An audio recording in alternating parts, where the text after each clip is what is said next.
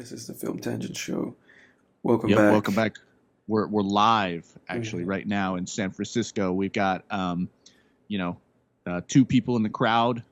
Wave to the camera, everybody. This is going to be up on YouTube. Hey, Coming at you live from San Francisco. That's just the first city that came to my mind, dude. Yeah. But we're back, everybody. We're back. It's been a little, month and a half off. We hope your summer's been going well. Yeah. Thanks for the patience. Yeah. How's your summer? How's your summer been, everybody? Hope you're doing well. You guys boiling alive in this heat. We got Hurricane, whatever the hell, Sandy or something. It's like I don't Abby know what her name or was. something like that. Hurricane. Yeah, what is it? I thought it was Becky the other day. Becky? Hurricane I thought Debbie. Debbie, there it is. Hurricane Yeah, Debbie. there it is. Abby, Debbie, Becky. Yeah. It's so funny. They used to have like more, I guess. Harold? Hurricane Harold. Hurricane. Like it used to be, I feel like it used to be like, it was always like, for some reason, it's like, I always wonder, like, how do they name these things? But it really used to be just like a more formal name. Like, oh, Hurricane Frederick. It was Hurricane Katrina back in the day. Remember that in the 2000s? Yeah. That was nonstop on the news, man, back then. Yeah, I thought. Go. But yeah, we're back. Everybody, like and subscribe. Go listen on Apple Podcasts as well. Subscribe on there. Man, I guess we just get into it, dude. You mentioned you'd seen some movies in the theaters, dude, and I'm kind of curious because you ain't been updating your letterbox. I think I did. Did you? Maybe I just didn't see it. I think I did. I think I did recently. And by movies, I mean movie. I went out to see Twisters with Glenn Powell, Daisy Edgar Jones. I forget the director of the film, but I went out to see Twisters the same weekend that Wolverine and Deadpool came out, and I think you and I might have gone to the theater around the exact same time, because I think when I went up to upload like Twisters, I saw that's when I texted you, like somebody else's, like how different your like reaction of that movie was to someone else's.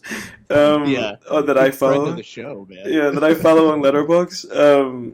If you are a listener, and you're also my friend, like on Letterboxd, think whether that's you or not. I'm not gonna say any names. but that was when I uploaded the Twisters review. Because I was like, I'm not gonna fucking go see fucking Wolverine and Deadpool. Fuck that. But I do want to get to hear what your thoughts are about that movie in length. I went to see Twisters. It was a fun time. Okay, all right. Do you have any interest in seeing that movie? I don't think I've really heard of it until you just mentioned really? it. Really? I've seen this Twisters poster, but I haven't. Yeah. Because it has good reviews. The Drinker did a review of it. He was positive about it. It's just kind of one of those, like, let's go to the movies and have fun kind of movies. Like, it's just kind of one of those, like, spectacle movies that, weirdly enough, like, if you ever see this movie, you'll see what I'm talking about. There are elements to that movie where I was just like, is this a superhero movie? Like, it almost feels like a superhero, like, origin story in a weird way, but it's supposed to be grounded. And it's also one of those movies where, like, when we watched Barbarian, like, the first, like, 15 minutes of Twisters is the best part of the movie, and then the following, like, hour and a half is just like one of those, like, little kiddie like roller coaster rides where you go up a little bit and you go like, oh, we're going down, right. And then you kind of go flat for a while, which is those are the only kind of roller coasters that I can get on and not throw up. But yeah, and it's funny because I know that the last movie that we watched before, we watched Scarface as, like, the commentary, but the last, like, official, I guess, like, podcast movie that we reviewed, like, on the podcast was Hitman, with Glenn Powell. Twisters is also a Glenn Powell movie. That guy's everywhere right now. And Twisters continues to leave in my mind whether or not Glenn Powell is, like, a good actor, or whether like you know what I'm saying? Because I feel like he's in a weird like Matthew McConaughey place in Yeah. his career, like early Matthew McConaughey place. Like they're both Texas guys, both guys that Linklater like kind of brought up. Hmm. For Glenn Powell, so he wasn't Everybody Wants Some. Um, and it feels like he's just kind of being the cool, charismatic guy. And it's like, dude, can you act? Is there gonna be an Interstellar? Is there gonna be a Glenn Powell connaissance or whatever it is? I rewatched Top Gun Maverick like a month ago. I I'm watched straight Top. in that. Yeah, I watched Top Gun Maverick. Yeah, during Oh, that. did you? Yeah, probably around the During same. this sabbatical? Yeah, probably around the same time you did too. Look, That's man, hilarious. I was going through your letterbox and I was just like, "Is that what he's watching? That's what I'm going to watch." No, it was a What's your take on coincidence. Top Gun Maverick? I have a lot to say about that movie. Actually, let me look at my notes because I think I have. I think I wrote something. Let me see. You gave it a 7 out of 10. I gave it a 7 out of 10. 9 out of 10 over here, man. That thing I is know. good. That's good stuff right Did there. I write anything about it? Let me see if I wrote something here. Okay. I wrote these notes that I guess are supposed to tell me, or supposed to trigger my mind as to what I was trying to say about it. But I wrote Top Gun 2, exposition, comma, text messages, comma, and telegraphing. I don't remember exactly what I was trying to tell myself, but I know that I wrote that for the sake of talking about it in the podcast. It was a weird experience, like watching Top Gun Maverick. I liked it more than the first Top Gun. Oh, for sure. I continue to love Tom Cruise in anything that has to do with action movies. Like he's incredible. I can't get tired of that guy. Just so happy to see him. He still has that $1 billion smile. Like he still has it going on. And it was the beginning of the movie was great when he like broke like Mach 10. And how he got himself back into Top Gun. And I like the whole story with him and Miles Teller and his character and being the son of Goose, the guy that that was like his buddy in the first movie. But I guess let me keep. I guess I'll keep with the positives. Like I liked that. I liked their performances. I also came with Glenn Powell playing the Val Kilmer like character. I was like, all right, it's cool. It's Glenn Powell. And he's kind of being cocky, Glenn Yeah. Powell. And he's kind of being an ass. Fine. Pulls a little Han Solo at the end there, Yeah, saving he him. saves him. Yeah, which was so predictable. I was like, of course he's doing it. Yeah.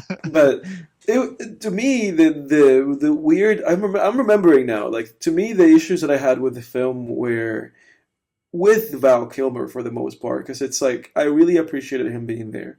I thought it was like a great, kind of thoughtful thing that they integrated into the film the best way that they could. But the textings with him are insanely awkward, and I could not. Oh, yeah. And I could not get over them. He was like, I need to see you. Like they texted in such a weird way. And he was like, I can't do it. And he's like, now, I need to see you.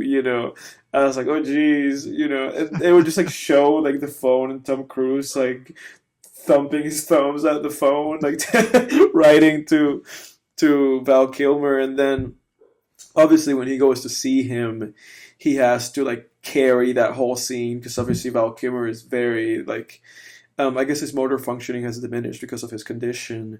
And it's like, okay, I understand that Tom Cruise has to carry that scene, but it's just like strange to have a scene in which a character is like exposition dumping, through a one-way, like kind of like bounce board with another character, like his own issues. I was like, why are you saying, that you're like, that you just like feel like you failed him and and you don't know if you're ready to give him another shot and if he's ready and he's like your son and it's like, aren't all of these things, like, am I supposed to just understand these things? Why are you telling me these things?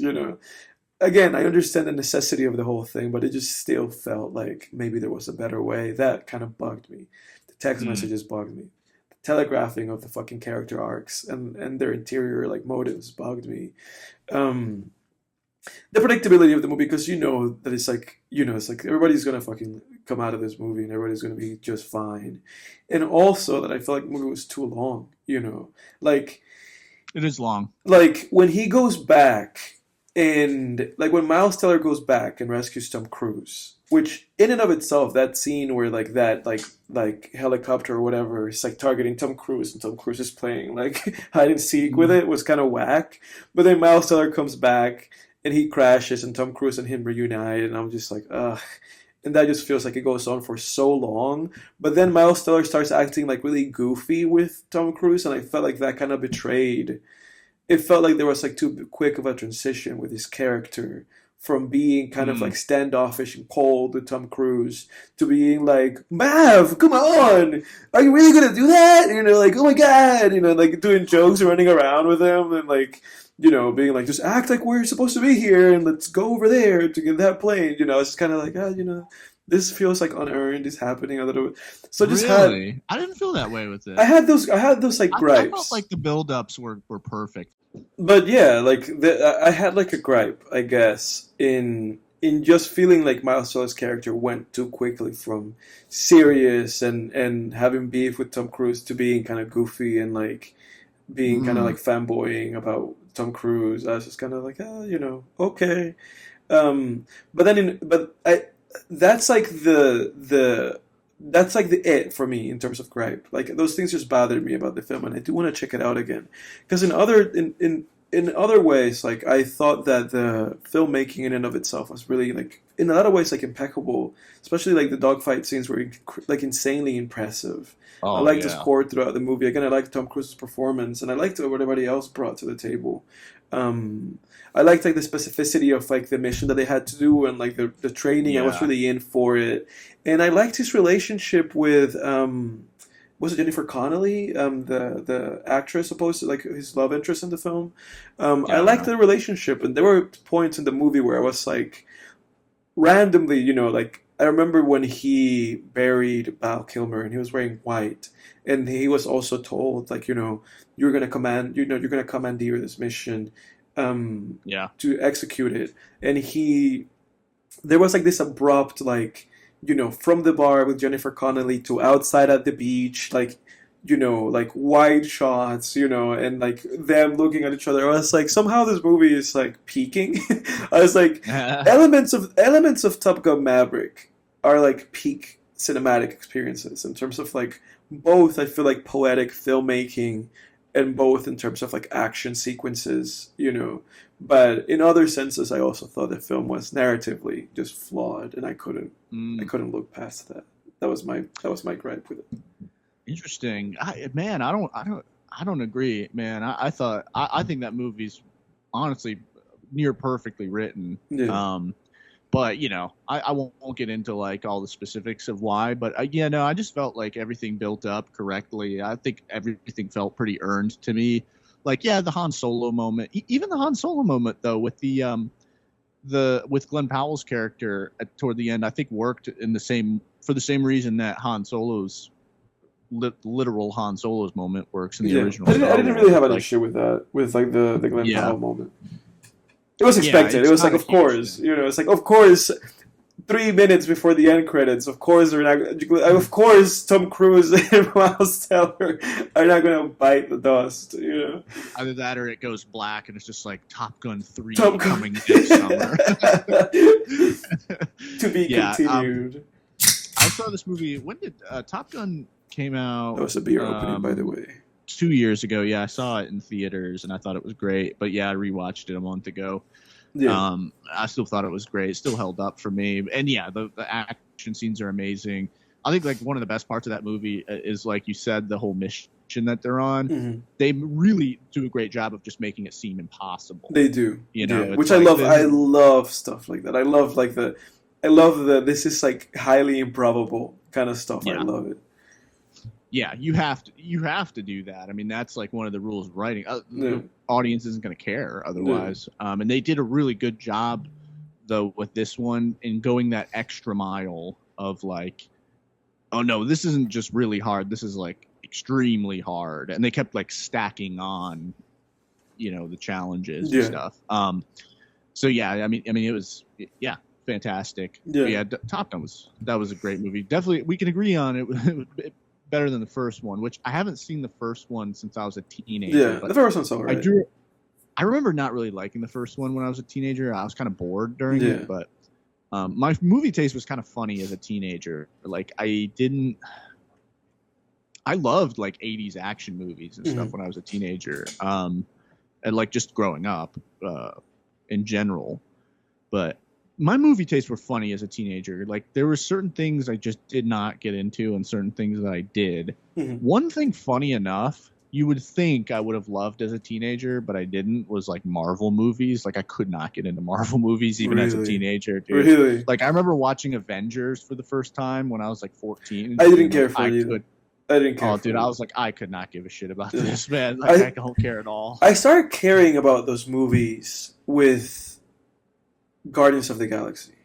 Yeah, same here. That's when Guardians was great. That's when I really was like, okay, that was a good one. But that style has now been done to death, as we talked about with like James Gunn's Suicide Squad, how that was so tiring. And then Deadpool and Wolverine recently, which I'll get to that in a second. But before we do that, I actually did you see the whole thing about Robert Downey Jr. coming back as Dr. Doom? I thought I sent you that. Didn't I send you that? I think you knew about it, but I did. I also sent you like a picture. I took a screenshot and I sent it to you, I think. Oh, okay. Yeah. Okay, yeah. But I think when I sent to you, I think it was like that? I think you and I learned about it at the exact same time because when you told me that, I think I literally like sent you like a picture of it. I don't know, man. Dude, what's going on? Like, it just seemed like really desperate. Like, yeah. I sent you this picture like of the review. Yeah. Yeah. Dude, what? Like, so here's my thing too. I love Dr. Doom, man. Like that is the villain. I think I said it on a podcast at another point this year. Like that would be something that would bring me back to MCU. And like caring slightly about the MCU is Dr. Doom. First of all, I love the rapper MF Doom, who will always be tied to that character. I think MF Doom, I think is like besides Kid Cudi is the greatest musician of the 21st century. Yeah, and we'll get on Kid Cudi later. Stay tuned. Yeah, we're gonna get into music too, but so there's that tying me too. But I love Dr. Doom. I just love like he's just the quintessential supervillain, but he also has a very like if you look into Dr. Doom's backstory and stuff, he's actually a really like complex in popular culture. Yeah, he's a layered character. In popular culture would have you believe that he's just kind of like one of those Captain I'm a bad guy. That's how he comes across from the Fantastic Four movies. Like every adaptation that's made of him, he's just kind of like, I'm a bad guy. Yeah, exactly. But the thing is, man, like he's got a great freaking backstory, dude. I mean, like he's like this genius, but he also dabbles in the occult and magic. And dude, his mom's in hell, and like that's one of his big big things as a supervillain is trying to get his mom out of hell, which is fucking awesome. And that's a great villain motivation. Like when a villain has the same motivation that like a hero would have, you're doing something right, in my opinion. It's funny though that my impression of Dr. Doom is this. From having seen the Fantastic Four movies, I don't read comic books. It's that he is a rich jerk scientist whom becomes Dr. Doom because he goes on that like trip with the Fantastic Four, and they all get their powers, and then he gets his weird Dr. Doom powers. That's all that I really know. And then he becomes a really evil guy, and then they defeat him. That's really all that I know about Dr. Doom. Yeah, there's been, I think, 3 live-action movies with Dr. Doom now. Yeah.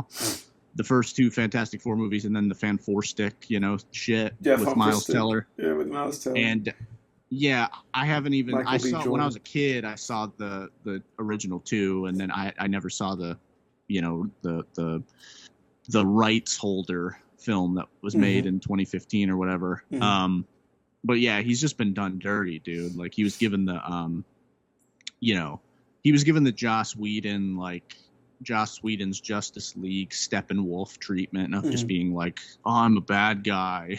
Captain I Bad do Guy. bad things. Yeah, it's just like, fuck, dude.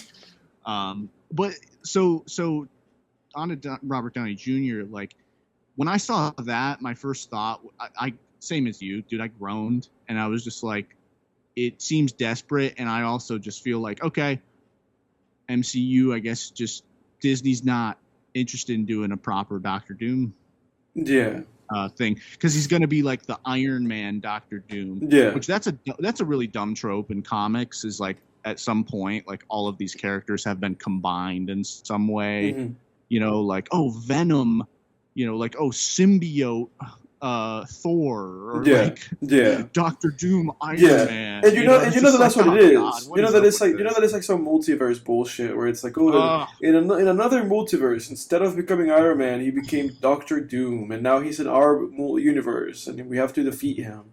I mean, that's probably entirely what the movie's going to be. Dude, I know, man. Because it's like, how else do you make him Robert Downey Jr. if not through multiverse BS?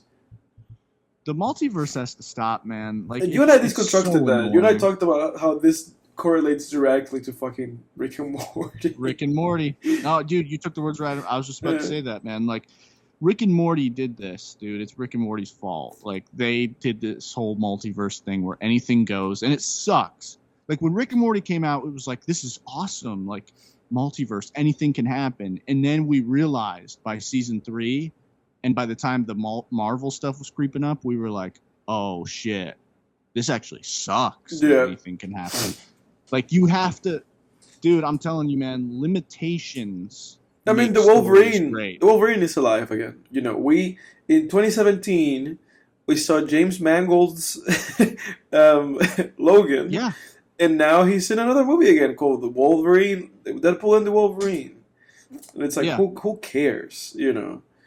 Dude, they won't stop bringing things back. I sent you that thing with Dexter. Yeah, they're bringing Dexter back. 2 new Dexter series. A prequel series and then Dexter Resurrection. I'm like, first of all, prequel series, not going to work. Because Dexter, by the time the original series, which is fantastic, by the way, I'm never going to watch it. That's one of those shows that you've been pitching to me since 2016. I'm never going to watch Dexter. I don't blame you, man. It shits the bed. Like, you know, by season, it's 8 seasons. Season 6 onward shits the bed. But, Dexter, like, I'm really excited. So here, let's start off on a positive note here. Maybe like a month ago, I pull up Netflix and I see that Dexter's on Netflix now, and I got really excited because I think my prediction now, and this is kind of a foregone conclusion now that the new series, plural, are coming out, but I predict that Dexter is going to have a real resurgence because now that it's on Netflix, the new generation that, you know, because we grew up in the 2000s when Dexter was around. Now the new generation that was like born in the 2000s, we'll get 2000s, reintroduced to the show. Yeah, they're gonna get that show's gonna have a big resurgence, man. Even without these new series, plural, coming out, I cannot stress enough, plural, which is to me horrendous. You know, even without those coming out, I think Dexter just coming back to Netflix. Because nobody's going to like Showtime Plus, Paramount Plus. Nothing's getting discovered on those things. But Netflix, dude, people are going to discover these things. And Dexter is one of those like very binge-worthy shows that like a teenager is going to be all over. So the new generation is going to hop on Dexter, which I'm happy about. You know, I think you know, that's a show that before it came back to Netflix, that show kind of fell by the wayside for me. Like, I don't think I've even ever talked about that show on the podcast. I don't think so. Because like it just kind of fell by the wayside because it as great as it is for the first 5 seasons, it does fall off. And because of that, it rarely comes up when I'm talking about my favorite shows, but it really is one of my favorites. Like it really is a phenomenal show. It's like that it's like that Game of Thrones meme with Daenerys with her forehead, like her eyebrows, because they're like all furrowed, and it's like, seasons 1 through 5, and it's like going upward, and then seasons 6 through 7 is like, oh jeez. Right. Exactly. No, Dexter really was like a Game of Thrones type. Dexter is a Game of Thrones type show where it's like, the first 5 seasons you're like, oh my god, this is so amazing, like you can't stop watching it. I mean, even it's one of those shows where, like, even though I've seen it, I'll binge it again where I'm like, oh my god, I need to know what happens next. And then I'm like, I already know what happens next, but that's how addictive it is. Like, I just finished a rewatch of season 2, which I've come to the firm conclusion that I think season 2 is the best season. Dude, that season is one of the most active and intense seasons of television I've ever watched. And season 2 of Dexter, seasons 1 through 4 are like this, but especially season 2, it's like Uncut Gems, but if Adam Sandler's character was a serial killer. Yeah. It's fucking just pure chaos. Just mess. It's like mess over here, mess over here, mess over here, just piling. Yeah. And Dexter's just like, oh my fucking god, like, holy shit. Dexter will be cleaning up one mess and someone calls his phone. He's like, yeah, hello. There's another mess. Yeah, and then they're like, Dexter, get over here right now. And he's like in the middle of like chopping up a body, and he's just like, I'll be right there. Like, oh my god. It's so good, dude. Yeah. It's so good. And Dexter brings up just so many great like philosophical dilemmas, and just it's a frightening show. Like, I really do consider it like a predecessor to Hannibal as well, in the sense that there's a very strong sense of philosophical horror in there, where you really start to question yourself, because as most people know, Dexter is a serial killer who only kills people who fit his code of conduct, and his code is basically anyone who's committed murder, he's allowed to kill. Yeah. He allows himself to kill. So and the code was given to him by his father, who was a police officer, who realized, like, my son is a psycho. Yeah. So it's not going away. So we got to channel these urges. So there's at least like justice coming out of this. Yeah. Or like a perverted form of justice. Unless he realized, he was like, this kid's fucked. Right. I need to do something. Exactly. And it's fascinating, man. And when you watch Dexter, it's very interesting because you start to question your own sort of morality. Because whenever I watch like a scene where he's killing one of these murderers, like he'll be killing someone who's like a child murderer, and you're like, well, I don't feel bad for that guy at all. Yeah. Like Dexter looks like a hero. But I started to do this thing where I'd watch a scene where Dexter's killing someone, and I'd put it mentally in a vacuum. And so I'd pretend to not know anything about his victim. And I'd be like, oh my God, Dexter's a fucking monster. Yeah. Dexter is like Light Yagami from Death Note. He is. Very, very, yeah, he is very similar to Light, actually, from Death Note, but he has no interest in justice. Yeah. That's what differentiates Dexter from like a Punisher, for instance.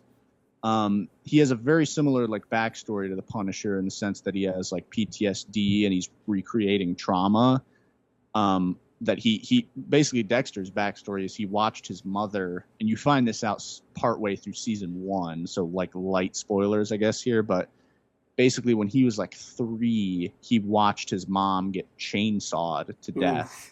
Oof. Alive, like by gang members. His mom was like a police informant. Oof. And then that led him to developing sociopathy, essentially. And and he kind of recreates that trauma. Like the way his modus operandi is, he basically, he'll sneak up behind a victim and hit him with a tranquilizer needle. And when they wake up, he's got him on like a kill table wrapped in plastic.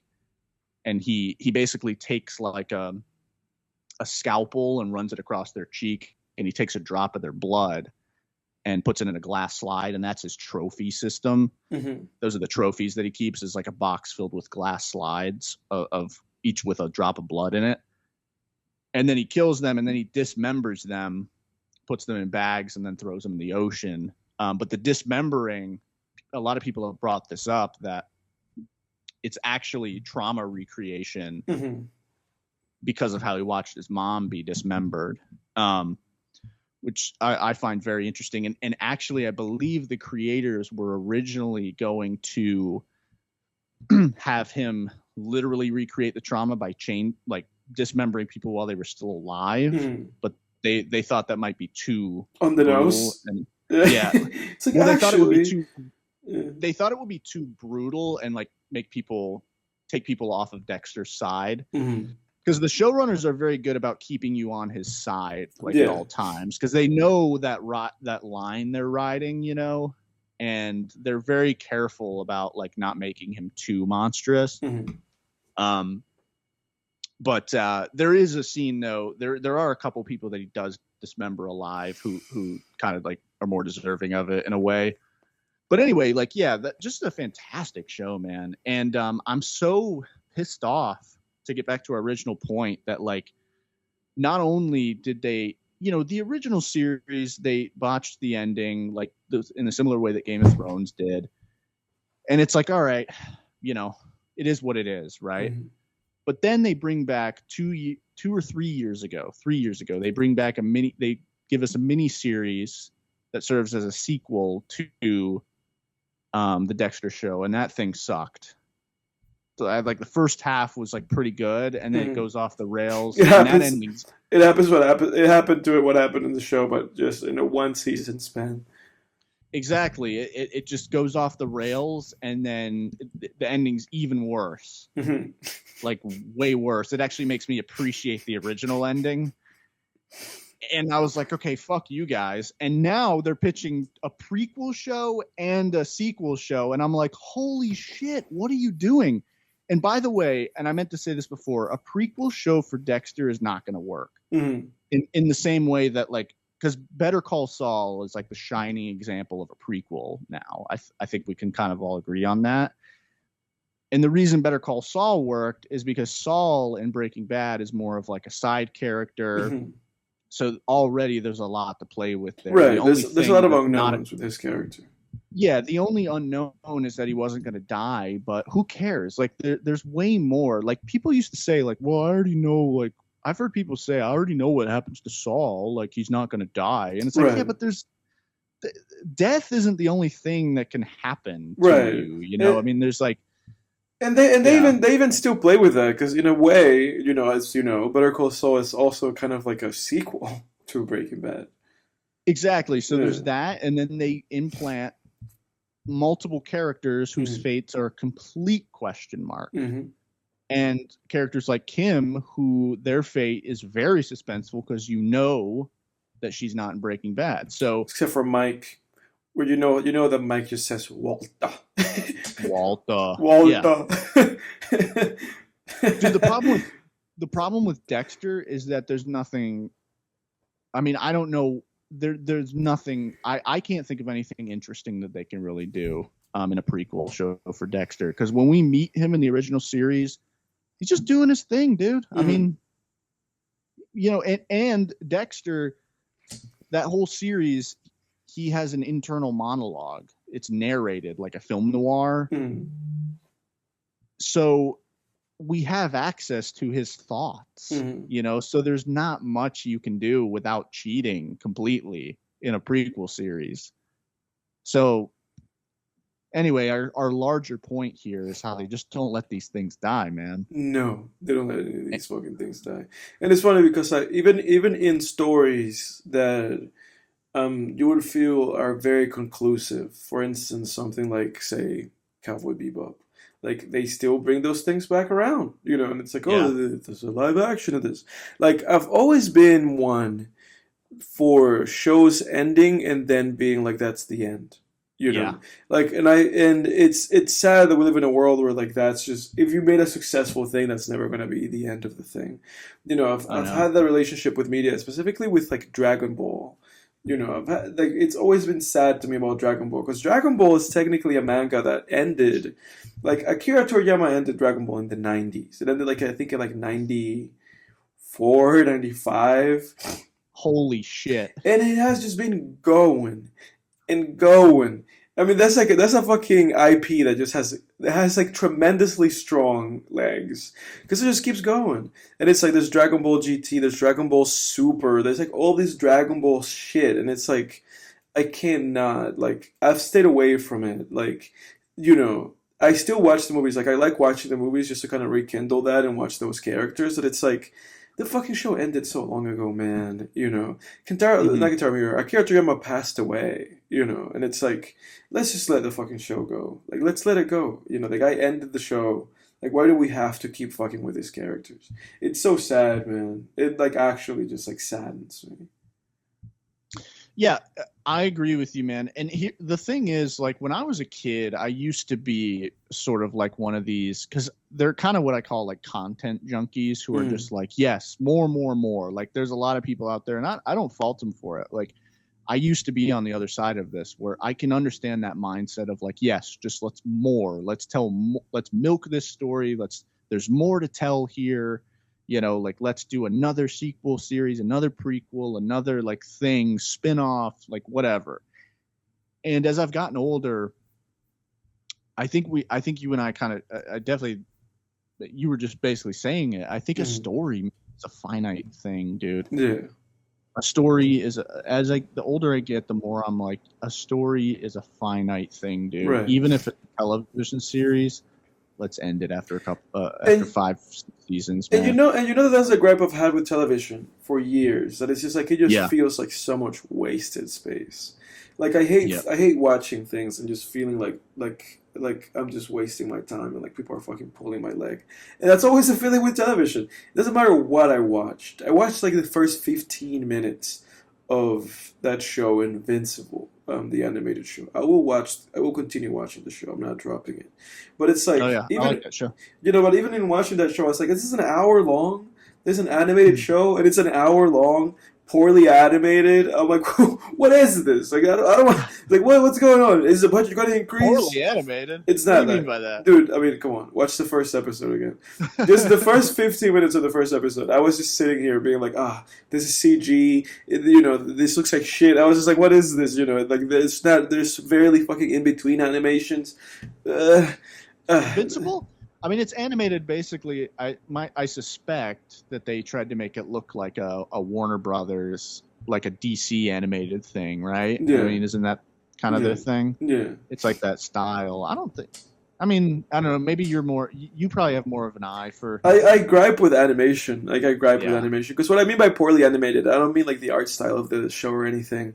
I mean that there's like sequences that are missing in between animations. They're kind of blocky, Mm, and then there's parts where they use CG instead mm. of actual animation, and then the CG looks like shit. But like again, it might just be the first Yeah. episode. I don't know. I don't know.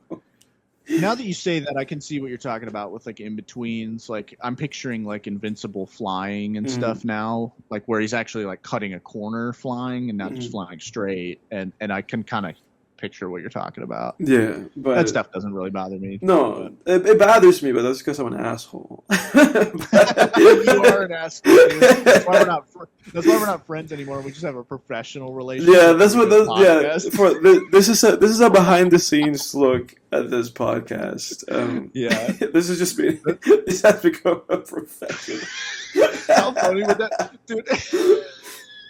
How funny would that be if like you and I just were like kept a professional relationship going with this podcast, and like it's like no one's making us do it. Yeah. Nobody's sponsoring us. We're No. making $0. We don't make money out of this. We have 300 subscribers. With like, it would just be like, I guess I have to keep this thing going on with this with this guy. I guess I have to keep doing this. There's just there's just no other way. I have to keep doing this.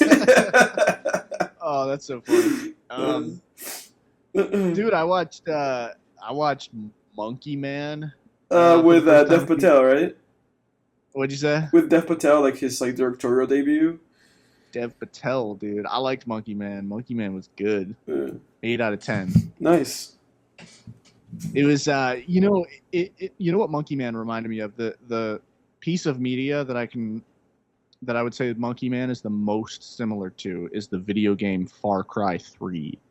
very similar. I would not be surprised if Dev Patel was like a big fan of that game and took some inspiration. Really? The only things about Monkey Man that I found, I thought it was really good. Like, it felt a cut above like a John Wick, because people were like talking about, oh, this is like just Indian John Wick. It's not. It's definitely in style, but there's actually like, it's a very social commentary heavy movie. Very heavy on commentary on like the Indian caste system and things like that. And I thought it was really well done. My only gripe, so a lot of people said that like this movie, they thought that was the weak point of the movie, were the scenes that were filled with social commentary and things like that, and it kind of distracted from the action. I thought it was the opposite. I thought those scenes were great. I thought, I mean, I loved the action, but there were like maybe one or two action scenes that were a little like over the top, like too John Wick-ish, that felt like they didn't belong in a movie about a Monkey Man. That was like, well, about the caste system, basically. Like, I was like, this is too much, because you have the whole like John Wick like taking on Kill Bill style fight scene where it's like taking on 10 people at once, and there's like dubstep music on in the background, and I'm like, it doesn't really belong, man. And I found it interesting that like, and the review I'm referencing is actually a John Campea review, which, make of that what you will. But, make of that what you will. John fucking Campea. I'm repeating what you said. but yeah, for me, I was kind of like, really? That, like, I think the social commentary stuff was great, and this movie actually had a lot of heart, and I thought what detracted from that was when you go from a scene that has a ton of heart to a scene where it's like Kill Bill style fighting, and it's just like, well, maybe don't take out the heart, take out the fucking Kill Bill nonsense. Yeah, because it just didn't belong. Like, it's like, imagine if Kill Bill was like a movie with tons of like socio-political commentary. That'd be ridiculous, But it didn't take away too much. And I still really feel like it was like tonal issues the movie had? Tone, 100%. Okay. You took the words, you summed it up perfectly there. Okay. It was tone, because it was like, I don't mind like a really well choreographed John Wick style action scene, but if you're doing like a serious film and then all of a sudden you have a scene where a guy takes on a room full of 10 people, I'm sorry, but if this is supposed to be grounded, this scene is not, because, in real life, one guy can't take on 2 people generally, let alone 10, right? If you don't believe me, look up a video of Sean Strickland, UFC, fighter, sparring 3 people. I mean, like, he doesn't do that well. Like, spoiler. I mean, so if you want to make a grounded film, you probably should, a grounded action film, you should probably keep a hand-to-hand combat scene. 2 combatants. And not him against 5-10 other dudes. Yeah, you should have your protagonist fight 2 combatants at once, max, probably. So that was my only issue, but otherwise I thought the movie was really good. Nice. Yeah, man. I watched Wayne's World for the first time too. That's the movie with Mike Myers. And who's the other guy? Who's the other actor? What's his name? I don't remember. It's like that guy that had that show. Dana Carvey. Dana Carvey, yeah, he had like the Dana Carvey show that Louie C.K. was like the head writer for. Yeah. What do you think about that movie? I've seen like bits of that movie. I never was like too like interested in watching it. No, it's a huge Bill and Ted ripoff of, but I think it's better than Bill and Ted actually. Really? Yeah. Anyway, that was kind of a random thought that I threw out. I don't really have. Did you watch Wayne? What is it? Wayne's World?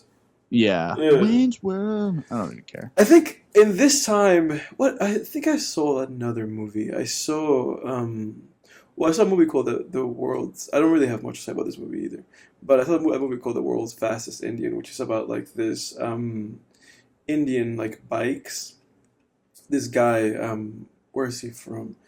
Ah, shit. I think he's like Australian. This like no, Swedish. I forget where the guy's from, but he just like modifies like one of those bikes, and he like breaks like some world records with it. And it's like a weird role that for some reason Anthony Hopkins like took on this kind of like family like this kind of just like family movie like road trip movie where he plays like a fuck, where is that guy from?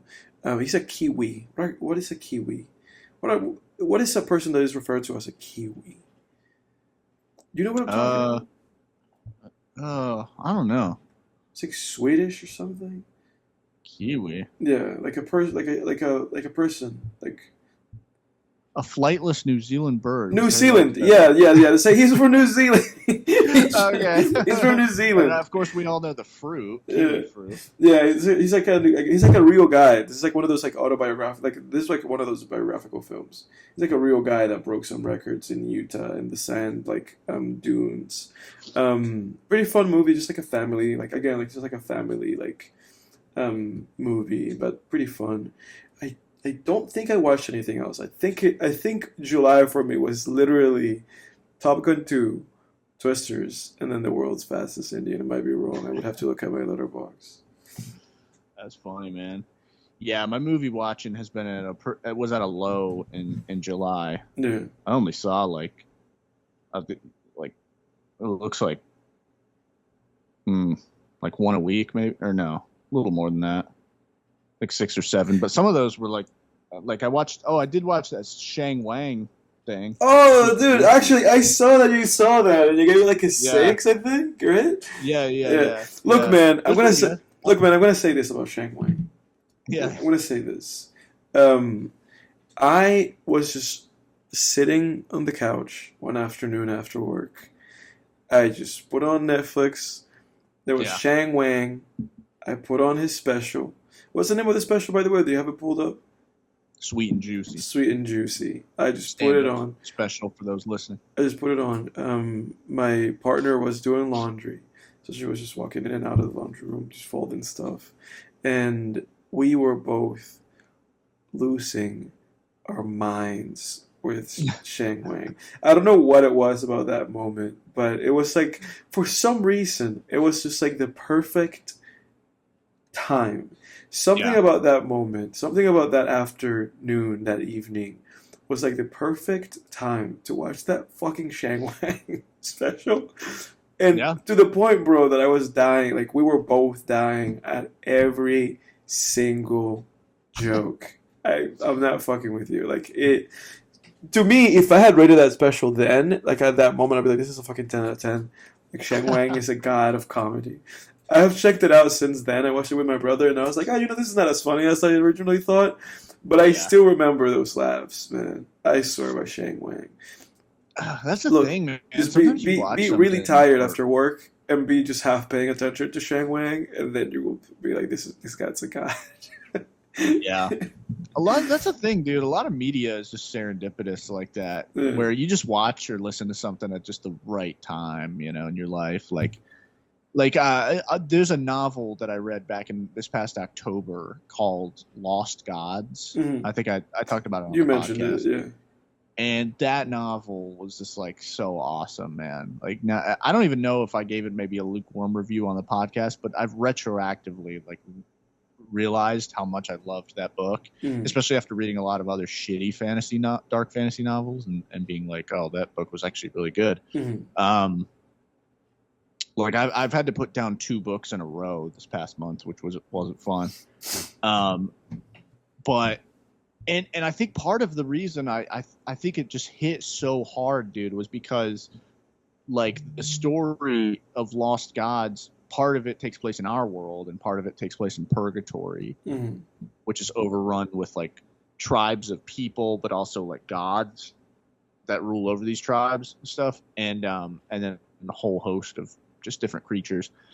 And the part that takes place in our world is very, very just gothic, just your classic, like, cabin on the hill, cemeteries, ghosts, very gothic. And I remember just reading that book, man, on the porch, just like with that October crisp fall air, and I think it just hit, dude. I think if I read that book any other time of the year, it might not have hit as hard, but it hit so hard that I think I'm going to read it again this coming October, honestly. Really? Oh yeah, dude. I mean, but so you're right, dude. Like, I think things just hit sometimes, man. It's just serendipity, you're just like, it's just the right time, man. It just hits.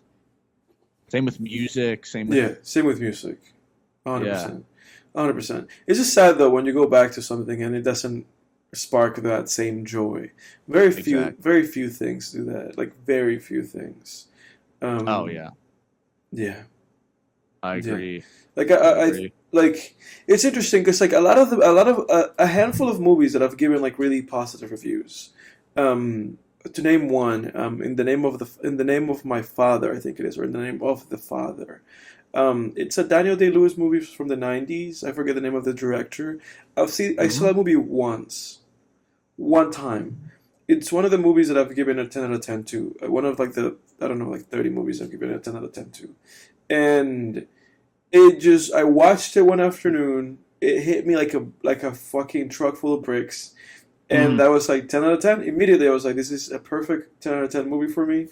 And then because of how impactful that movie was, and like the feeling that it evoked in me, I was like, I can't watch this again. I'm just gonna put it away, because I feel like I just have a fear I will watch it again and they'll just be like, oh fuck, I can't recapture that emotion. Although there's movies that I immediately just kind of was not that fearful of my emotion towards them. For instance, like, I don't know, Doesn't Want a Space Odyssey, or like Phantom Thread, are movies that after I watched them, I just kept them on repeat like days and days and days on end. But then there's other movies that I'm just like, I can't watch this fucking thing. Yeah. I talked about that a couple months ago, man, with Superman 2. Yeah. Where, like, when I was a kid, Superman 2 just hit, man. It was just like, oh, dude, it just hit the spot. And then my dad and I rewatched it, and I was like, this thing is fucking goofy as hell, man. Although I don't know if I mentioned this on the episode where I talked about it, but there's apparently like a director's cut that's actually far better. And I remember watching Superman 2 in like 2004, 2005, and I don't think the director's cut came out officially until like 2008 or something. But I wonder, because I know I rewatched Superman 2 sometime in like the 08, 09 period, because for Christmas I got the whole box set of like the Christopher Reeve Superman movies. Like, my parents got it for me. And I swear it must have been the director's cut, because when I read about the director's cut, I was like, that's how I remember the movie, with like that type of tone. But I could just be tripping, dude. I don't know. But yeah, like, it's crazy. That was a concrete experience that I had where I watched something and I was like, I wish I didn't watch that. I wish I could. I just held on to that. Yeah, man. It's like the memory just hits way better, know? Yeah. Dude, I watched Beverly Hills Cop a few weeks ago for the first time. I watched that for the first time like maybe a month or two ago. I think I must have mentioned it in the podcast, because I think I watched it like, I think I might have mentioned it. Like, how are you and I watching the same movies? This is crazy. Well, my take on it is that it's funny because they also remade that movie. I told you that I was stalking your letterbox. I wasn't. It was just this is all a coincidence, everybody. But there were gags that I liked. I really liked Eddie Murphy throughout. Obviously, a product of his time. A lot of kind of things that now are offensive and mean. But it's also one of those movies that just like ends with like a 20-minute fucking like shootout where nobody can hit anybody kind of thing. But ultimately, I think I might have given it like a 5 or a 6. I enjoyed Eddie Murphy. I laughed at some of the jokes. I found the movie clever here and there, and some of the points that the movie had to make, I feel like still stand to this day. And now they remade it in in his body in the movie. It's like Joseph Gordon-Levitt of all people. But yeah, I thought it was alright. I just thought it was It's a sequel, right? They didn't remake it. Yeah, it's a sequel. Yeah, it's a sequel. Yeah, dude, I didn't care for it really. I mean, I gave it a 5, like average. I thought it was pretty boring. I mean, the only reason I didn't give it a 4 was because of Eddie Murphy's performance. Yeah, he's really good. Some like funny parts, but yeah, I thought it was really boring. I didn't think it had much substance to it, and no, dude, that fucking theme song, man, it plays in every scene. What is it? Do you remember it? Oh, that's right. Crazy Frog. Beam, Bam, bam. That's right. That is right. That was before Crazy Frog. But like, dude, I like by the time we got to like the 12th scene, I'm like, can you guys play something else? Like, holy shit, man. Dude, the thing that you refuse to understand. Look, man, I'm going to enlighten you, Jake. I'm going to enlighten you, and I'm also going to do that. Okay. I'm also going to do that for the audience. The thing that you refuse to understand is that they made an absolute banger, and they knew it. They were like, in our hands, we have a timeless banger, and we have to squeeze the fuck out of this song. Yeah. Unlike you, that did not bother me. Every time that song came up in that movie, I was just kind of like grooving. I was like, oh, here we go again. And I've watched movies. Dude, I watched a movie where they used, I think it was like Radiohead's like, fuck, what is it? It's a Radiohead song. No. I think it's like Coldplay's Yellow or something. They use like, it's either Coldplay or Radiohead.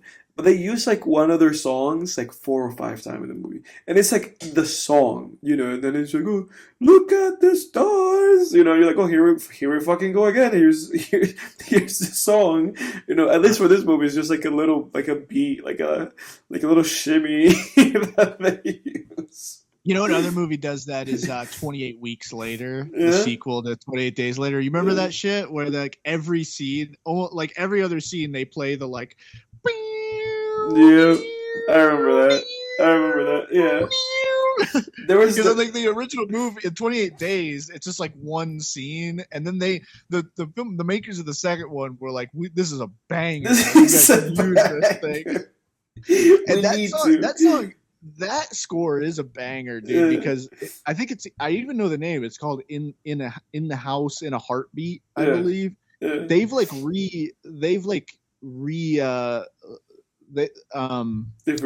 paid homage to it, like the Punisher show with John Barenthal. There's a scene where they actually pay homage to that score.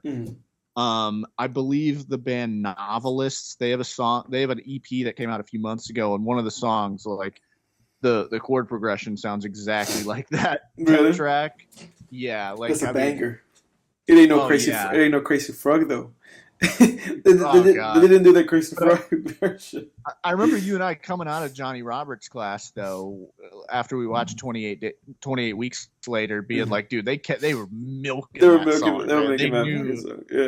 that was a banger. They knew. I couldn't take the Axel F theme song. I don't know, man. Maybe Crazy Frog was giving me PTSD or something, but I mean, dude, not PTSD though. I mean, I didn't even mind Crazy Frog as a kid. I like the 2000s, like, I loved Crazy Frog. I loved it. Whenever that song would come on, I would do the bing bing. I would do all the little dances. I was all about it. I loved Crazy Frog. Yeah. I don't know where I went sour on that song, but it might have even been during this movie. But I couldn't believe, like, when it happened, like for the 10th time, I was like, holy shit! Like, I can't believe this is playing again. Yeah. But I don't think that movie was that good. Honestly, no, I wanted to like that. But and you know that it's one of those like also like I guess like flat arc characters where it's like he's just the same, and he's just trying to change I guess this like L.A. police system with his rough and ready gunslinging New York ways. Yeah, man. But one of the best movie going experiences I had in July was Long Legs. Saw Long Legs. That's right. It's funny because you told me that, and I did not know that movie existed until you told me that, with Nick Cage, right? Yeah, I was surprised you didn't hear about that I thing. don't. That thing Yeah. was like, but that was a great movie going experience, man. I mean, I love I love just, man, hitting the theaters on a Friday, Saturday night to watch a horror film. Like, that's Mhm. one of my favorite things ever. Hitting the theaters in general, but there's something about, dude, a Friday or Saturday night, like grabbing a pizza, pounding that thing, man. Yeah. Pounding that thing, just scarfing that thing down quick enough so you can get there in time for the previews, dude. Then you get to the theater, man. The sun's going down. You go in. You get scared. Hopefully, you get a little scared, and then you come out and it's dark out, dude. I love. That's one of the simple joys in life. I feel like it's joyous too when you see like a good movie, because it's funny because I think you and I have done that a lot, and it's resulted a lot of the time in a shitty ass movie experience. Yeah, at least where the horror movies are concerned, for sure.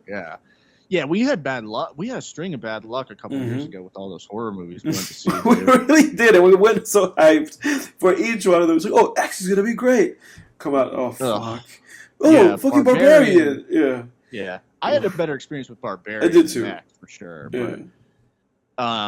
But Long Legs, dude. Long Legs was one of the first horror movies. I can see, there's some imperfections in that movie. I'm not out here giving it like a 9 or a 10 or anything. I think it's a solid 8. There were some issues that I had with it. I don't think it's the modern Silence of the Lambs, like people say. Mm-hmm. I would compare it honestly more to something like Angel Heart. And I think I thought of another comparison the other day, but I can't remember it now.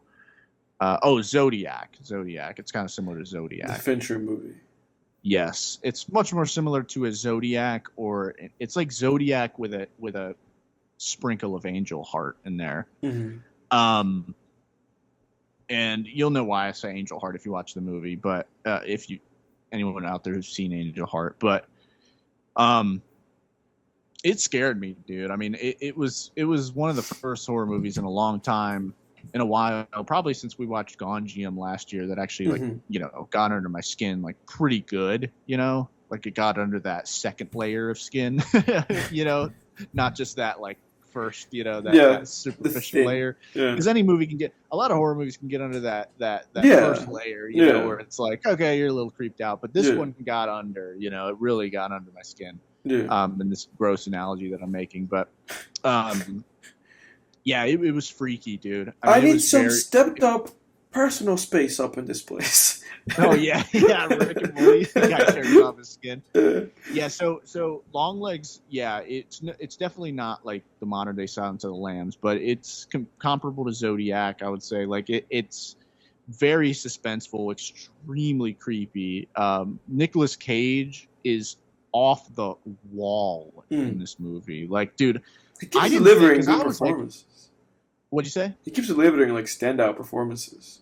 Oh my god, Nick Cage, dude, is like one of the greats, man. Like in this movie, because going into it, they do a good job of concealing him too. Like, now that the movie's out, I'm sure if you look it up, you can go see like what he looks like in the movie. But I would recommend if you can, avoiding like photos of the actual character that he plays, because it's a lot better when you just go into the movie blind. But I mean, dude, he's unrecognizable in this movie, first of all, physically, but also like the performance he delivers is so just bonkers and like off the wall that it's like I just forgot that it was Nick Cage. I mean, it was like, holy shit. I mean, the opening scene of Long Legs sets it up too. It's got one of those just great like horror movie openings, in my opinion, where you're watching, you're like, okay, what's going on here? And then boom, like something happens, credits roll, and you're like, holy shit. It's like one of those classic, like, there's horror movies we all know and love that have these great opening scenes, Jaws, um, Nightmare on Elm Street, like, and Longlegs definitely has like that kind of horror movie opening scene where it goes straight for the jugular and really gets you hyped. But yeah, and then the girl from It Follows, like the main character, the main girl.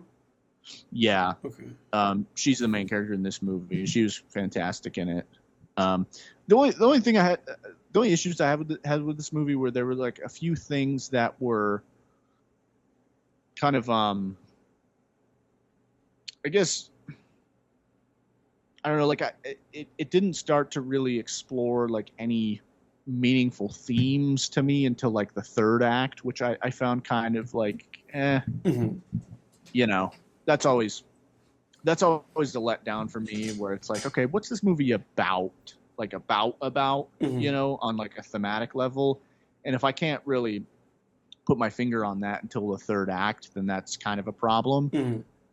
And then I would say it's definitely got that style of like it almost was like this could have been directed by like S. Craig Zahler, where there's just the whole movie's like master shots, a lot of like, it's very slow paced. Mm-hmm. Sometimes that gets a little ridiculous to the point where I'm like, you watch it and you're like, this is not, and you think of like the Silence of the Lambs comparisons and you're like, Silence of the Lambs was just so active, like every scene there was like really meaningful dialogue going on.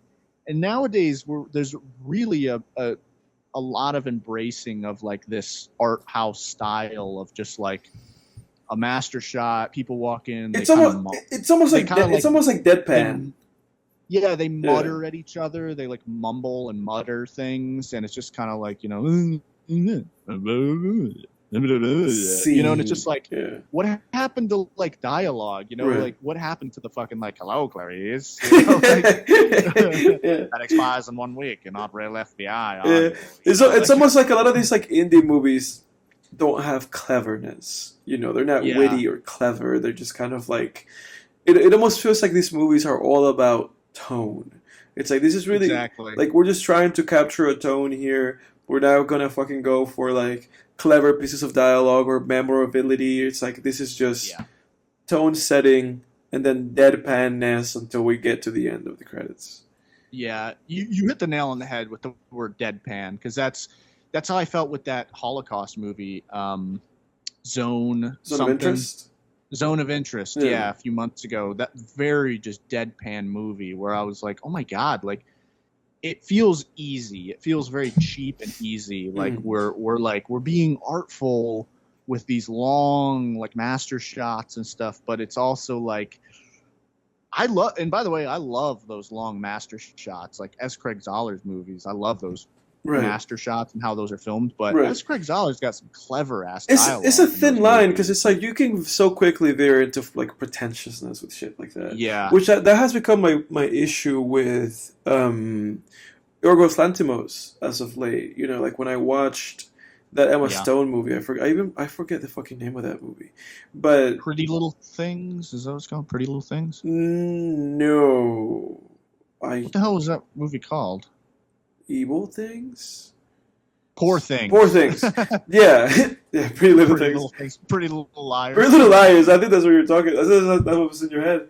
But no, when I watched that thing, it was just like, this is just fucking pretentious. Like, that's the impression that I came out of. I know I reviewed that movie on the podcast, but it was just like, this is just artfulness for the sake of it. Like, this is just like strange, and not even artfulness. This is just like esoteric and like avant-garde, like nonsense, like black and white, like grotesque shit for the sake of its own thing, with this like superimposed like idea that there's meaning behind it, where the meaning behind it was very thin. But I don't know, to each to their own. It was just one of those movies that I feel like there's movies that cater to an audience in a way it's like the movie asks you, like, do you like the smell of your own farts? And if the answer to that question turns out to be yes or maybe, then you're like, well, then you're in for a treat with this one. You, sir, are in for a treat. You're in for a, oh, by golly, you're... Oh my god.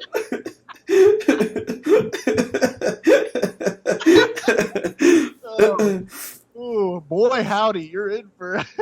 This one's for you're you. in for the time of your life. Yeah. So. Yeah. Yeah. Oh, yeah. Oh, yeah, we're back, baby. Film Tangents, second half of season 2. We're back. Welcome back. We're back like we never left. But yeah, I agree with you, man. Like, it is just there was a little bit of that in Long Legs where it was like, okay, this shot has gone on for let's fucking, can someone talk, please? Yeah.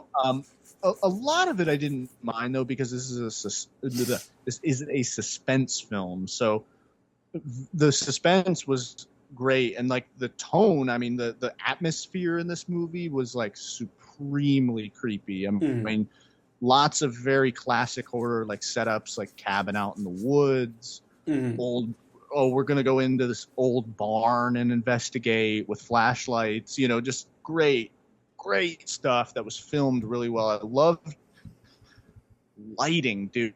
Lighting. One thing that I think sucked about like 2000s horror movies and some of the 2010s was that gross green ass pale lighting. Long Legs goes back to that classic, just warm lighting, just that the lighting, like literally, dude, your background, my background right now, it's like the whole movie's like that, just that warm light that's like pretty to look at, shadows on people's faces, lots of use of shadow in the background. This is a movie too, like Long Legs, you'll be looking, your eyes the entire time will be surveying the background for danger, which I think is one of the most unsung horror techniques that like shitty, you could make a shitty horror film. You could take a shitty horror film and bring it up 2 or 3 points by just adding that technique alone, just using master shots and using your background with shadows and things where your eyes are just looking for stuff. Why more horror movies don't do this, I have no idea. Yeah, because I mean, these are professional filmmakers. Like, it's like, come on. Yeah. And you guys are professionals. Yeah. And there were a lot of very intense scares in Long Legs that, were like, some of them were jump scares, some of them not, and like all of them though, the ones that I'm thinking of were just so intense with the way it's hard to even describe. It's like certain tricks that they did with like the editing and stuff, and like, having someone like remember something and something flashes before them and it's really scary, and there's like a use of weird flashing colors and stuff. I can't even explain it without sounding dumb, but like it's the scares were intense in this movie. That's the only way I can describe it. Yeah. And there's a lot of like, just great scenes of clue gathering and digging up the past in this movie that is supremely creepy. So I really enjoyed Long Legs overall. Do I think it's a Silence of the Lambs? No, I do not. Yeah. I think it's scarier than Silence of the Lambs, but I don't think Silence of the Lambs, people call that a horror movie. I've never understood that. I think it's a crime thriller. It's playing a different game in Silence of the Lambs. They're similar in the sense that the main character is a female FBI agent, but so there's like that detective element that people are kind of attaching to it. Yeah, but it's a very, in my opinion, that's a really loose thread to begin with. Yeah. But yeah, man. Dude, tell us about your music recap, dude. We gotta get into that. Yeah, because that's really it for movies. Like, I think I really just watched like 3 or 4 movies. I watched The Equalizer 3, and I just thought that was alright. I thought it was alright. Oh yeah, I saw that on your letterbox. Yeah, that's funny. Because it was one of those things with that movie where I was just like, I remember that after that movie ended, I said like, Denzel is great in anything. Like, I don't think I've ever watched a Denzel movie and I was like, Denzel was a problem. Like Denzel Absolutely is so not. good. Like he brings so much. Like I was like, he brought so much like to that character. That movie just had like a really bad like villain. It was just a really one-dimensional villain, and that kind of brought everything else down. But Denzel was fucking great. I cannot get enough of just watching that man do whatever he wants to do. Music Yeah, wise, I though, watched the first Equalizer. I watched. I'll just throw this in quick. yeah, I watched for the first time a few months ago, and my problem with Equalizer was it just always seemed like Denzel's character was invincible. hmm Like I never worried about him, hmm and I think that's kind of something I feel like they've. I don't know what came first, Equalizer or John Wick. I think Equalizer, but in any case, John Wick fixes that in the sense that they made John Wick very, at least in the some of those movies, they make him pretty fallible. Like hmm it's like he gets hurt, hmm and I just never felt worried for Denzel's character in Equalizer. That was kind of my take on that. Yeah. Yeah, there is the element of that. There's like there's something interesting about that though, because there's like something about that is like gratifying. This weird like fulfillment of just having this like, I guess for lack of a better term, equalizer. Yeah. Who, Power fantasy. yeah, it's a power fantasy. It's the same thing that is the same reason why people watch like Dragon Ball. It's like there's an evil fucking space Hitler named Frieza, and here's Goku, and he's gonna pound him into the ground, with his fists, and it's like, the Equalizer 3. I feel like the Equalizer, scratches that very similar itch.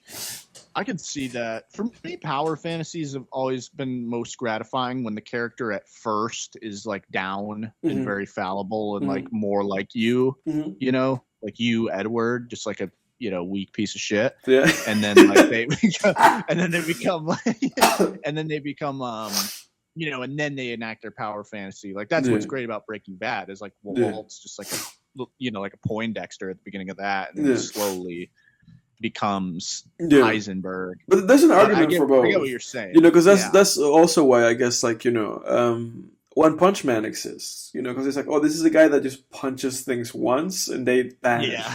And I enjoy that. Like, I really love the one trick pony like trope of being like, this is just the same joke over and over and over and over again. Like, I really actually enjoy that, and I love it when authors like stick to it and don't subvert it, and they just keep doing it, because I will keep reading One Punch Man, because it's like I just keep having the guy punch things in the face, like just keep making it so that the other heroes like struggle for 20 chapters, and then Saitama shows up and punches the thing in the face. Just keep doing that. It's like, this is this is golden. Like, if I was the author, his name is Juan, like the number, not Juan like the person. But if I was him, I would just continue doing it. So just keep doing it. Don't fucking. I haven't read One Punch Man in a little bit. Like, please don't subvert it. Don't fall into that trap. Because that's like One Punch Man. I've only seen a couple episodes of One Punch Man, but like I love that scene in the first episode where he has this like whole daydream about having an amazingly like, challenging fight, and then it just turns out to be like a one punch thing. Yeah. But like he doesn't actually get hurt ever in that show. No, right? and they never subvert it. And I've read like 4 seasons worth of that show in the manga. Like, I'm in chapter like 180 or something. And it's still the same. he's still just punching. He's still just punching things in the face, and they just fucking disintegrate. And the thing about that is like, because I only saw a few episodes, so I never really caught on to what the through line of that show was that actually gets people to keep reading or watching. So like, there's sickos like me that are just like, just keep doing it again. Do it again. Because to me, that stuff just gets boring after a while. Not like, for me. That's why like Equalizer got boring. Because at first you're like, hell yeah, but then when he doesn't hit any challenges, you're just like, okay, this is getting old. Well, because the thing, I guess, let me explain this. One Punch Man is a special entity because the author the author kind of unlocks the box in this kind of like, because again, like I said to you, like I love the idea of gag, just like of this gag, like one trick, like we're just gonna keep making the same gag thing. I really enjoy that, and obviously this is a power fantasy, but the elements of One Punch Man that hook people and keep you kind of in there in like a long term kind of way are they're multifaceted. Because for one, you have a hero ranking where this is like a trope of like a lot of Japanese things where you have a character that despite being the character that's like the thing, he's the hero or he saves the world, they don't get recognized for it and somebody else takes the credit. That's like an ongoing thing in that show.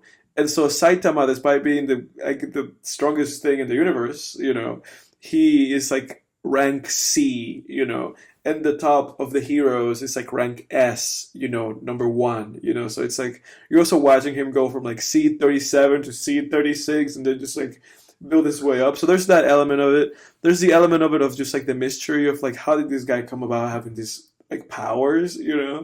And then there's other characters like with Better Call Saul. There's like a multitude of other characters who are flawed and fallible and not as strong as Saitama. And the thing with Saitama is that he always keeps him out of the way. So he's always the last entity to interact with whatever the villain is. So you have to see the other characters and how far they've come from the last time you saw them, what powers they have now. And you have to see everybody have this like struggle against the villain until eventually Saitama shows up and beats him.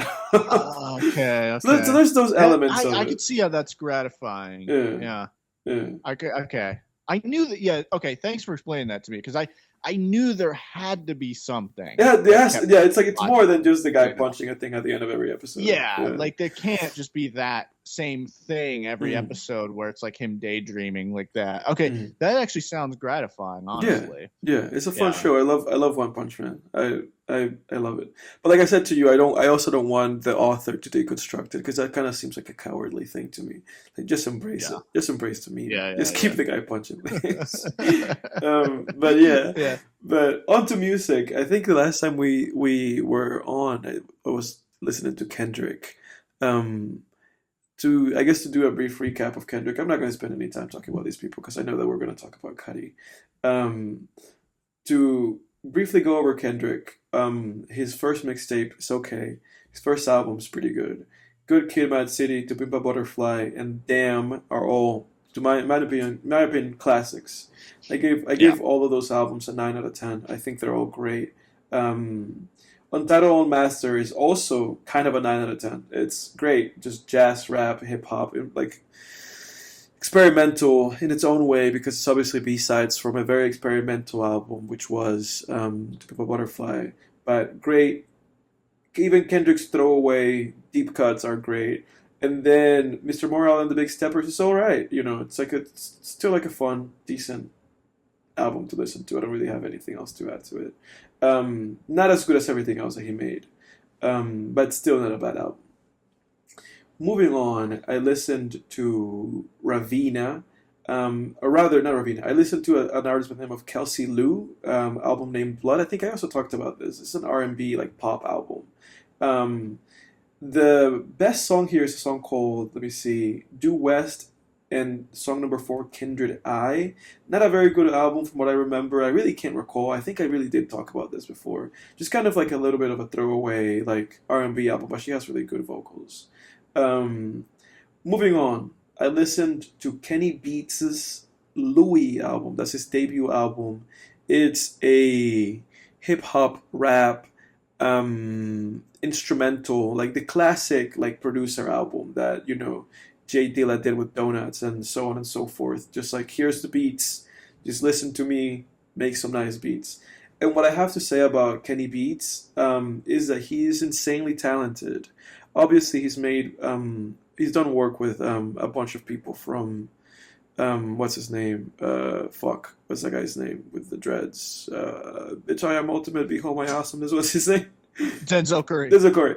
He's made projects with Denzel Curry to a bunch of new album is awesome, by the way. Yeah, Just throw that out there. I still have to check it out.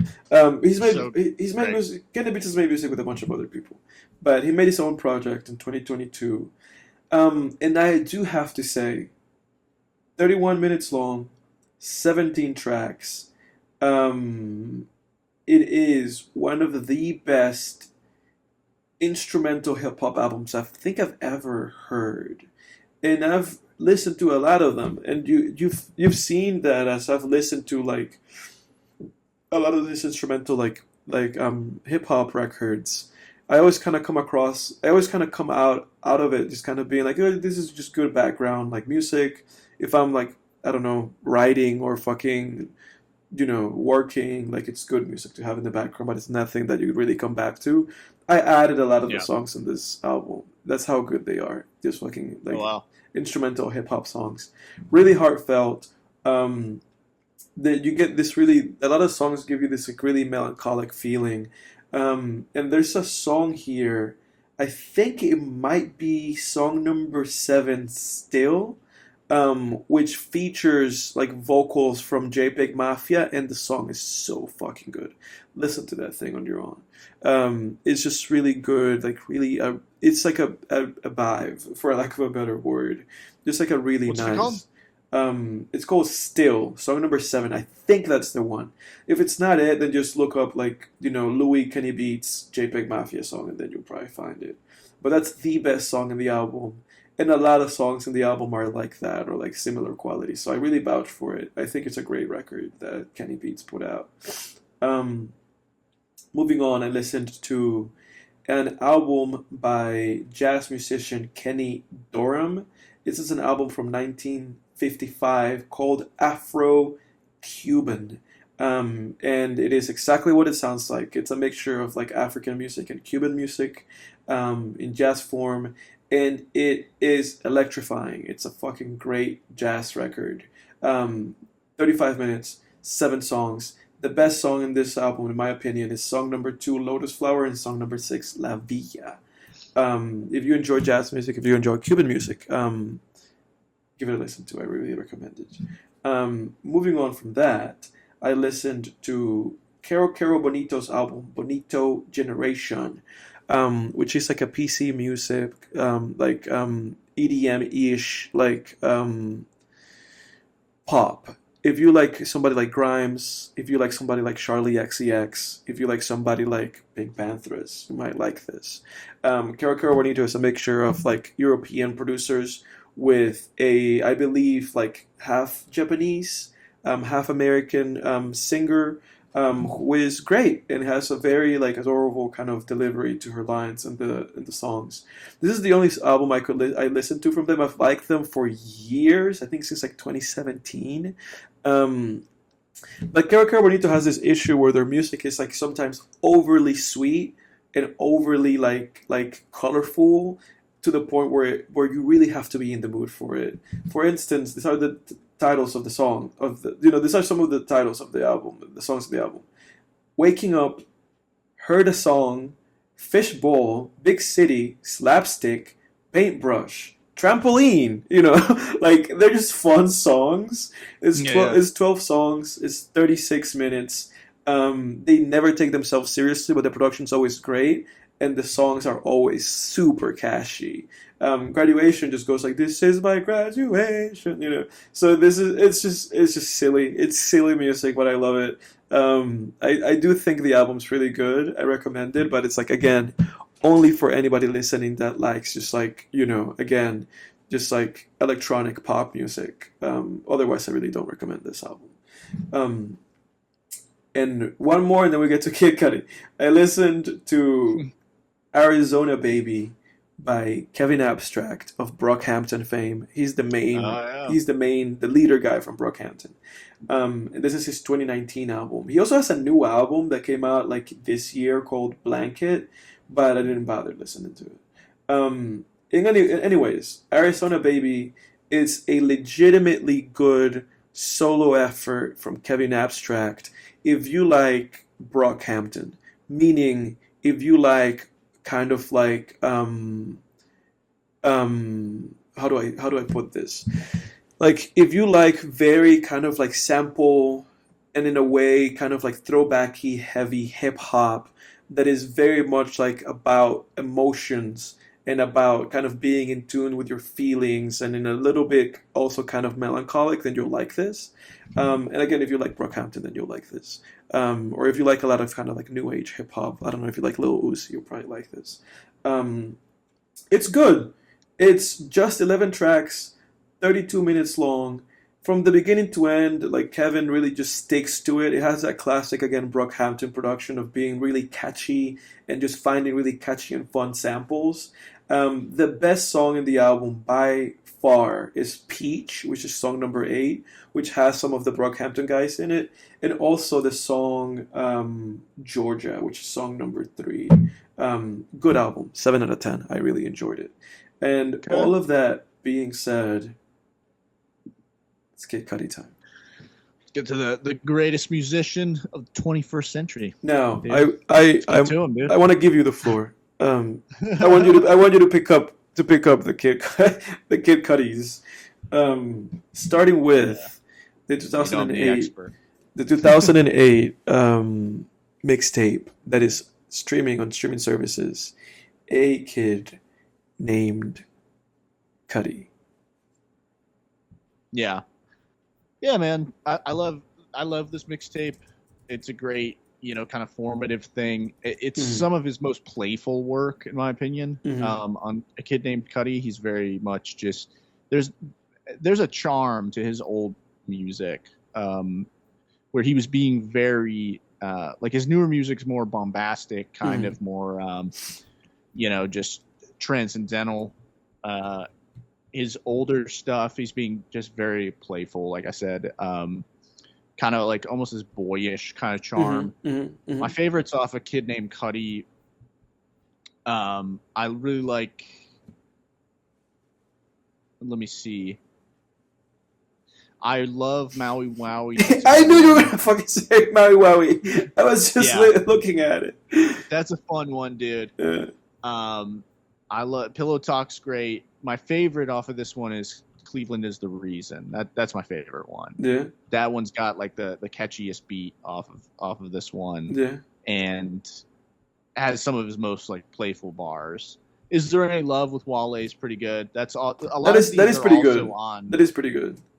Yeah, a lot of these are also on Man on the Moon. Like Yes, Day and Night, Day of and Night. course, is on Man on the Moon. Man on the Moon itself. Mm-hmm. Is There Any Love? The Prayer. Is Funeral here? Is this where that funeral TG song is? TGIF. So there's a lot, like almost half this album, or like not half, but like a third almost of this album is on Yeah. Man on the Moon. Yeah.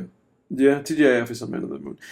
I was surprised that he sampled Band of Horses. It's a band called Band of Horses, and they have a song called Funeral, and that Cudi sampled and stole the hook for that song for one of his songs. I forget which one it is, but it's whichever one in which he says like "I'm ready for the funeral," like that song. I forget the name of it though. I can't. Oh yeah, that's The Prayer, is that the one? I think that's The Prayer. I think it is The Prayer. Because I'm ready For for the funeral. Yeah. I think Yep. that's The Prayer, right? Yeah, I think so. Yeah. Solid mixtape. I enjoyed it. Like you said, very boyish from Cudi. Songs that you wouldn't expect, but also with songs like The Prayer, you already have that element of like edgy, like kind of like, like I'm a guy that feels like I'm not gonna be hanging out here for too long. Like Cudi's usual kind of like I guess like morbidness and like Kurt Cobain-ish thing where he felt like he was just gonna like crack out any day. That being said, obviously the year after that, Men on the Moon, The End of Day came out. I do want to mention real quick too, just to not to cut you off, but he's got a demo tape too. There's a couple songs from the demo tape that I love. I admittedly haven't listened to it the whole thing in quite some time, but there's two songs off the demo tape that I love. One is This Girl, which is a fantastic song, great beat, very melancholy beat. And then a very melancholy song, probably his most depressing song to date, is what's that song called? Shit. I have to remember it, dude. Kid Cudi demo tape. Let me see. Follow Me. That dude, that is like one of the most depressing songs I've ever heard. He's got auto-tune on that song too. But it's very good. I just wanted to shout that out real quick. Okay. But you were getting to Man on the Moon. Yes. Man on the Moon, the album that has some Kanye production in it, signed to Good Music, debut album, 2009, alternative hip hop, psychedelic, progressive rap. Listed as the 459th album on Billboard's 500 greatest albums of all time. Some would say to this day, some, not me, Kid Cudi's best album. Yeah, I wouldn't say that either. The floor is yours, my friend. What do you think? Yeah, man. Obviously, I mean, it's a classic, like a lot of his albums, like most of his albums, in my opinion. But I would say Man on the Moon's like one of my, in a Kid Cudi ranking, I mean, probably lower on there. One of the, I mean, it's probably one of my least favorite Kid Cudi projects overall, but it's got some of my favorite Kid Cudi songs on it. Definitely. I mean, Day and Night's a classic. It's overplayed. I never really listen to Day and Night. If it ever comes on, I skip it. Fuck Day and Night. No, I like Day and Night. I like it, but it's just so overplayed. It's been so overplayed throughout our lives that I just, I don't know. It just feels like, I don't know. It just feels like it's like a McDonald's burger, dude. Like I'm just kind of like, whatever. But like some of my favorite Kid Cudi songs are on here, dude. Sky Might Fall. Sky Might Fall is such a great song. Produced by Kanye, I believe. Yeah, I think so. Let me see. Sky Might Fall is like one of the greatest Cudi songs to date. My favorite song off of my favorite song off this project by far. And then other standouts, Intergalactic is amazing. Might Fall. Intergalactic is amazing. Yeah, Cudi Zone is great. Make Her Say is fun, another playful. Kanye produced song. Yeah. The OG Kids See Ghosts song right there. Pursuit of Happiness is here. Pursuit of Happiness is a classic. That's one I will still listen to. That's a classic. I mean, that's like a timeless song right there.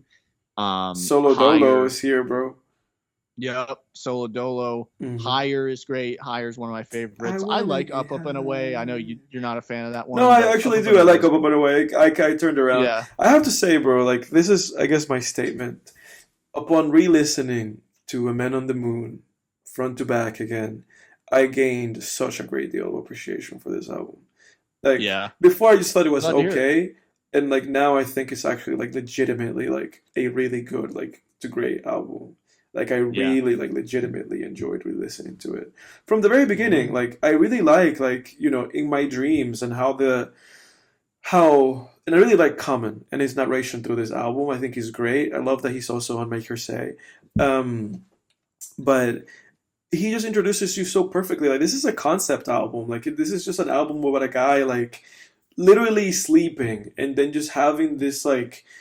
Just going about this like life in his dreams, and you're just like joining him as he like traverses like different aspects of his life, different characters, different dimensions of himself. Like it's such an enjoyable album. And then I really like the end message that this album has. Like again, Up and Away is such a great like ending message of just like being uplifting, like because a lot of the album is Cudi again with like Solo Dolo, literally just kind of like lamenting on himself and being really down on himself, to having the album end in like a really upbeat way. I think it was really, actually like a really thoughtful, like, it really illuminates why people love Cudi so much. And it's like he really did come through for a lot of people that were in a similar place as him, and then he really came through as just kind of being like, hey, like things are gonna be okay, like it's not, it's not gonna be all that bad.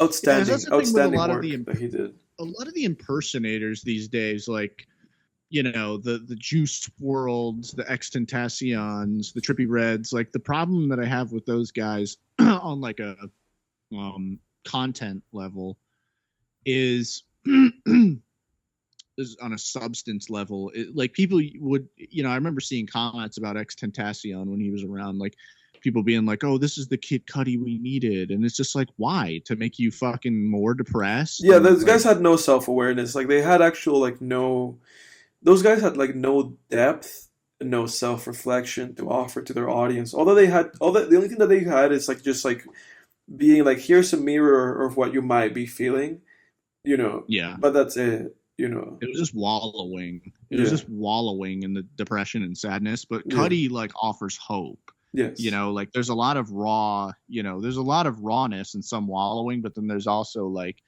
you said, Up and Away being the final track, I think is super important here. You know, yeah, like he's just an uplifting artist. By the way, that whole narration with Common, Travis Scott totally ripped that off with T.I. narrating Rodeo, which that's not a knock, but he just, he definitely did. Yeah.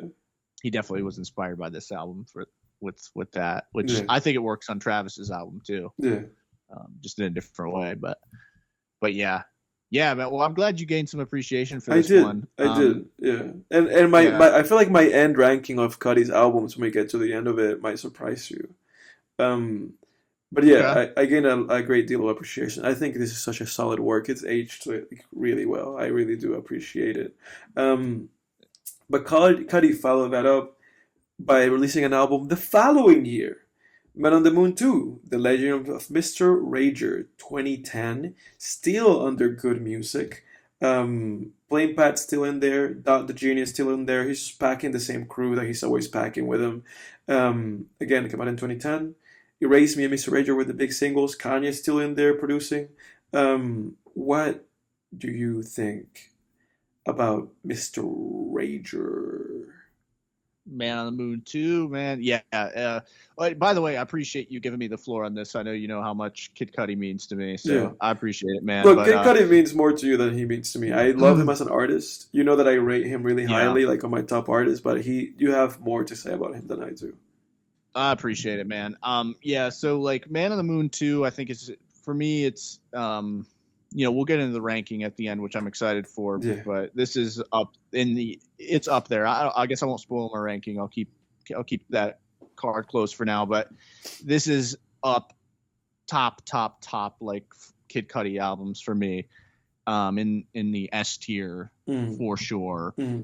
Every song off of here. I mean, Scott Mescudi versus the World, great feature from CeeLo Green. Ravafev, or however you say that, is a great song.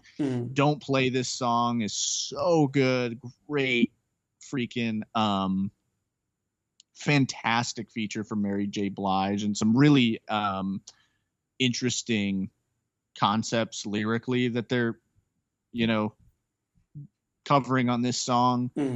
Marijuana is a great song. Mojo So Dope, Ashton Kutcher. Erase Me is a classic. Again, another OG Kid See Ghost song before Kid See Ghost was a thing.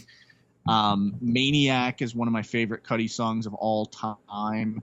Mr. Rager's a classic. Definitely the day and night of this album, I would say. And then The End is a great, like, kind of chill hop song. Very like just confident Cudi on this one. Ghost, another one of my favorite songs of all time. Incredible song. Yeah, Ghost is incredible, man. So good. Such great lyrics too, man. Just about just being proud of yourself, proud of who you are, but then also kind of feeling like this emptiness and loneliness and feeling invisible to the world. Wrapped up in this metaphor of being a ghost, on the song. It's so good, man. And that sample is incredible. And then, Trapped in My Mind is a great song as well. I would say my favorite song off this album, I go back and forth. As the years go by, you flip-flop, like it used to be Ghost. I was listening to Ghost nonstop. Lately, or I guess then, actually, I think originally it was Erase Me that I would constantly listen to off this album. And then it was Ghost. These days, it's Maniac that I'm constantly replaying. I'm a maniac. Yeah. I am the maniac. Yeah, it's so good. But yeah, what about you, man? I have similar feelings to you, although there are songs in here. Dude, I listened to this album for like a week. But there are songs in here that I just never really came about really liking all that much. Not when I first listened to this years ago, and not now re-listening to it. I do like Scott Mescudi versus the World, but it like quickly just kind of falls down for me after that because I don't like Rebofev. I don't like Don't Play This Song. Like I really don't. Really? I don't like Don't Play This Song. On, man. I really do. I do think that Mary J. Blige comes back stronger with These Worries than she does in Don't Play This Song. I don't like Don't Play This Song. Like I don't like it. I didn't buy with Crazy, it. Man. I didn't buy with it. I'm sorry, I didn't buy with it. And then I don't like Wake Up Your Mind. I don't like that song either. So then, so it was just like 3 consecutive songs where I was just kind of like, I don't like this. I don't like where Cudi is with these songs. Like Marijuana, and I like Mojo So Dope. So I was like, great, we're back. I was like, we're back. So, we had a little bit of a slump with 3 songs, but we're back. I love Mojo So Dope. I think that's another one of those like really great songs in this album. Don't like Ashton Kutcher. And when Ashton Kutcher come up, then I was like, oh fuck, are we back to a string of like songs that I'm not gonna be into? But no, then it was Erase Me, but then it was Wild and Cause I'm Young, and Wild and Cause I'm Young is fucking terrible. Wild because I'm young. Wild, dude, I can't. Yeah. That might be one of the ones that I don't have on my playlist. Wild because I'm not young attached to that one. Is terrible, and I was like, oh my god. I was like, because again, dude, so far this is 10 songs into this album, and it's like great opening song, 3 songs in a row I don't like.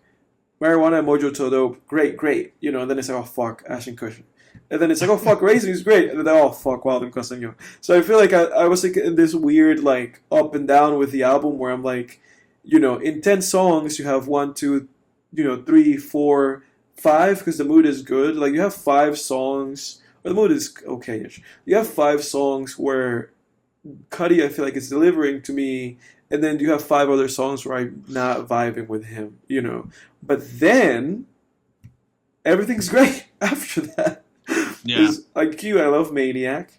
I adore Mr. Rager. I love These Worries. Again, I think These Worries is the best version of what is it? Don't Play This Song. Like I think Mary J. Blige did really good here. I really like the end with DLC, Chip the Ripper, and Nicole Ware Array. I really like that song. I love All Along, where he's talking about like all along that I had to really do was love myself. I think that's a great message that he has. And then Ghost is so great, and Trapped in My Mind are so great. So it was weird with this album where, again, the first 10 songs I thought it was a mixed bag. And then the last 8 songs, 7 songs, I was like, all these songs are great, and I'm really vibing with it. Still think it's a really good album, though.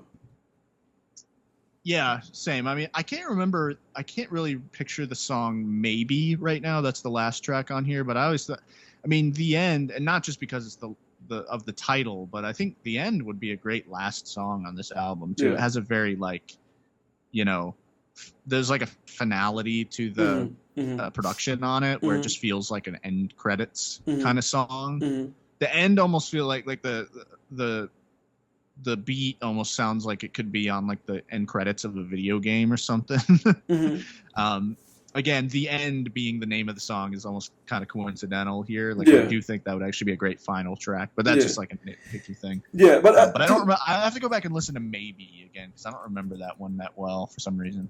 To throw some love on These Worries, because again, I thought These Worries was like a really standout song for me, and I think I'm talking about the right song. I'm trying to make sure of this. Let me look at this. Yeah. Okay, this is the right song. I really love These Worries. It's one of those songs that I listened to this album multiple times, and like the second or third time re-listening to it, and I came to this song, it kind of hit me like how powerful the song is, because when you listen to this song, there is the sound of Cudi like doing what I believe is like, I guess, like, I don't know, cocaine, and like there are the sounds of like him doing drugs are in this song, and every time he does it, he's like a different character. At the very beginning of this song, he's like, yeah, the crazy, the wizard, and you're like, oh, okay. So, and then the chorus comes on, and, these worries are heavy, the rest of my shoulders. And then the next time he goes, yeah, the rager, the menace, Mm-hmm. So I just found that like so heavy that it's like you listen to this guy doing drugs, and then you listen to him play these characters where he ceases to be Scott, you know, and he becomes these two characters, the Wizard and the Rager, which is basically like, what drug am I doing? You know, what Mm-hmm. mood am I in? And it's so clear that it's like I'm doing this shit because I'm escaping from like these other things that are weighing me down. Um, Heavy album, bro. Like really beautiful composition. It saddens me that I struggled with those songs at the very like first half of the album because I really think the last Yeah, half of the man. album is so great. And I commend Cudi for just like the audacity and the boldness that he had to just make these songs, the thoughtfulness that he put behind them. Again, like this worry song, and then just how fucking great the other songs are. Fucking Ghost is an incredible song. Mr. Rager, an incredible song. So Yeah. yeah, I've been wanting him to make another album like this one forever, man. Yeah, I don't know where he's at in terms of that, but yeah, it's so good. I mean, let's talk about the cover for a second. It's just the cover's amazing. I just love that. Just sitting in this bland, you know, shadowy room and then space just being in the window. It's really cool. I like it. I like it, and it's interesting because it's also like a juxtaposition of him like being in the like in space on the first album cover, and in this one it's like this is grounded. It's like it's just a sad guy in a room, you know, and then like you said, space is just like this thing that he's not even looking at, but it's like ever present. It's a beautiful cover. Yeah. Sadly, it reminds me of Drake's fucking Take Care cover every time I look at it. But what can you do? Oh, does yeah? Take care. What can you do? Wait. Let me see. Which one is that? Am I? Oh, the one where he's like, yeah. It does. I can see that. I can see that. But I guess moving on, 2013, still under good music, brought us Indicud, indie music, Kid Cudi, Indicud, the Indicud album. I don't know what joke I was trying to make. You sound like a Rick and Morty interdimensional cable. I don't know what joke I'm trying to make out of this. An hour and 10 minutes, 18 songs. What do you think? Yeah, excuse me. This is like one of my less favorite Kid Cudi albums, like one of my least favorite ones. I still think it's pretty good. I mean, Just What I Am is a great song. I wish that one was more popular because I think that's one of his better like anthems. Anthem kind of songs. Yeah. Yeah. And then the only one I like Mad Solar. Mad Solar is good. And I like Girls featuring Too Short. That's a good one. I hate Too Short. I hate Too Short. I like Girls because I like the I see pretty girls everywhere I go. I just think Too Short destroys that song. I can't forgive that guy. I can't not forgive Too Short. He destroys that song. Yeah, I remember you mentioning that. I can't remember his verse that well. I don't revisit this album much, honestly.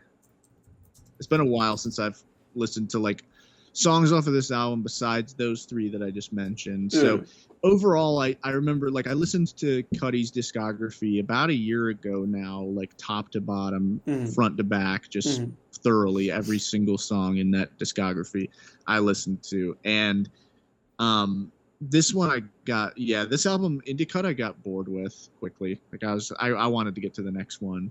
So probably my least favorite Cudi album, honestly. Either that or Insano are probably the bottom. Insano Disc 1 specifically. Well, I'm going to contradict you. Because I think Indicud is a gem of an album. Really? I really dig it. Some of my favorite Kid Cudi songs are in this album. It was just interesting. Okay. And I sent you this because I sent you like the picture, and I told you that I loved like Unfuckwithable, Just What I Am with Kingship, Young Lady with Father Young Misty, King Wizard, Immortal. I think King Wizard. I mentioned I meant to say like, I meant to mention that one. That's a great one. Like, I think he just goes on such like an extraordinary run of just like songs that have great fucking hooks, and that if you vibe with them, then you're in. Don't you know that I'm unfuckwithable is such a great fucking like chorus for me. Don't you feel it? I love these songs, dude. And the funny thing is that even though Girls, I don't like. It really ends with Solo Dolo Part 2 because I don't like that song. I don't like Kendrick Lamar in that song. I don't like Solo Dolo Part 2. That to me that song's whack. And then Girls is good, but then Too Short's bad. I like New York Rage Fest. It's just like it's just a like EDM like clubs like production for a minute and 53 seconds, no vocals. Red Eye with Haim is it's not good, but it's not bad. Matt Solar's good. Bees with RZA is underrated. That's a legitimately good song, and RZA is so fantastic in his vocals in that song. Brothers with Kingship and A$AP Rocky's okay. Burn Baby Burn's okay. Lord of the Sad and Lonely is pretty good. Cold Blooded's pretty good. Afterwards and the Flight of the Flight of the Men in the Moon are just fine. But I think there's just a lot of greatness on this album. Every time I listen to this album, I'm like, fuck yes, like he really bangs it out here. Honestly, one of my top Cudi albums. Interesting. I gotta give it a re-listen then. In that case, maybe who knows, man? Because I don't know. I just remember wanting it to end when I listened to that it. first six. I was ready for it to. And when I say wanting it to end, I don't mean I was in pain or anything. I love Kid Cudi; he's one of my favorite artists. But I was just kind of ready for it to be over and get to the next one. Those first 6 songs, dude, are so good. Those first 6 songs. And I feel that just makes it every time for me. And then Bees with RZA is so good. King Wizard. So, yeah. I need smoke. Whoa. That's such a good song. I need to smoke. Such an underrated song. Such an underrated song. It's such an underrated album. I can't say it enough. But we move on to 2014. Satellite Flight.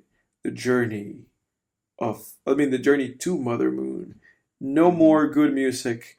No more being signed under Kanye. Now we're under Wicked Awesome Records. What is this? 10 songs, 41 minutes. What do you take on Satellite Flight? Yeah, I like Satellite Flight. I do too. It's a very like atmospheric album, almost like a lot of it feels almost like a film score. Very Pink Floyd inspired album. Kid Cudi is a Pink Floyd fan. They're a big influence on him, and that's very apparent on this one. But yeah, Going to the Ceremony, I really love. Just like that, just ethereal guitar, electric guitar riffs make you feel like you really are just flying out into space. And then Satellite Flight, Copernicus Landing. Good.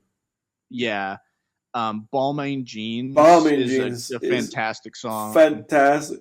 Help me take off my Balmain Jeans. Yeah. I'll undo yours. So good, man. Yeah. Oh, dude. Great stuff, man.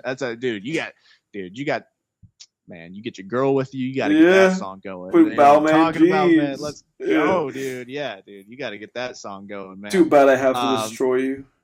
Oh, yeah. Yeah, I can't even do it. That is such a good beat. I love that song. Yeah. Internal Bleeding is so great too. When I listened to this album, Internal Bleeding was the one that got stuck in my head, just like the can't stop this eternal bleed. I love that song. Oh, on Balmain Jeans too. The feature on there is really great too. Raphael Sadiq. Yeah.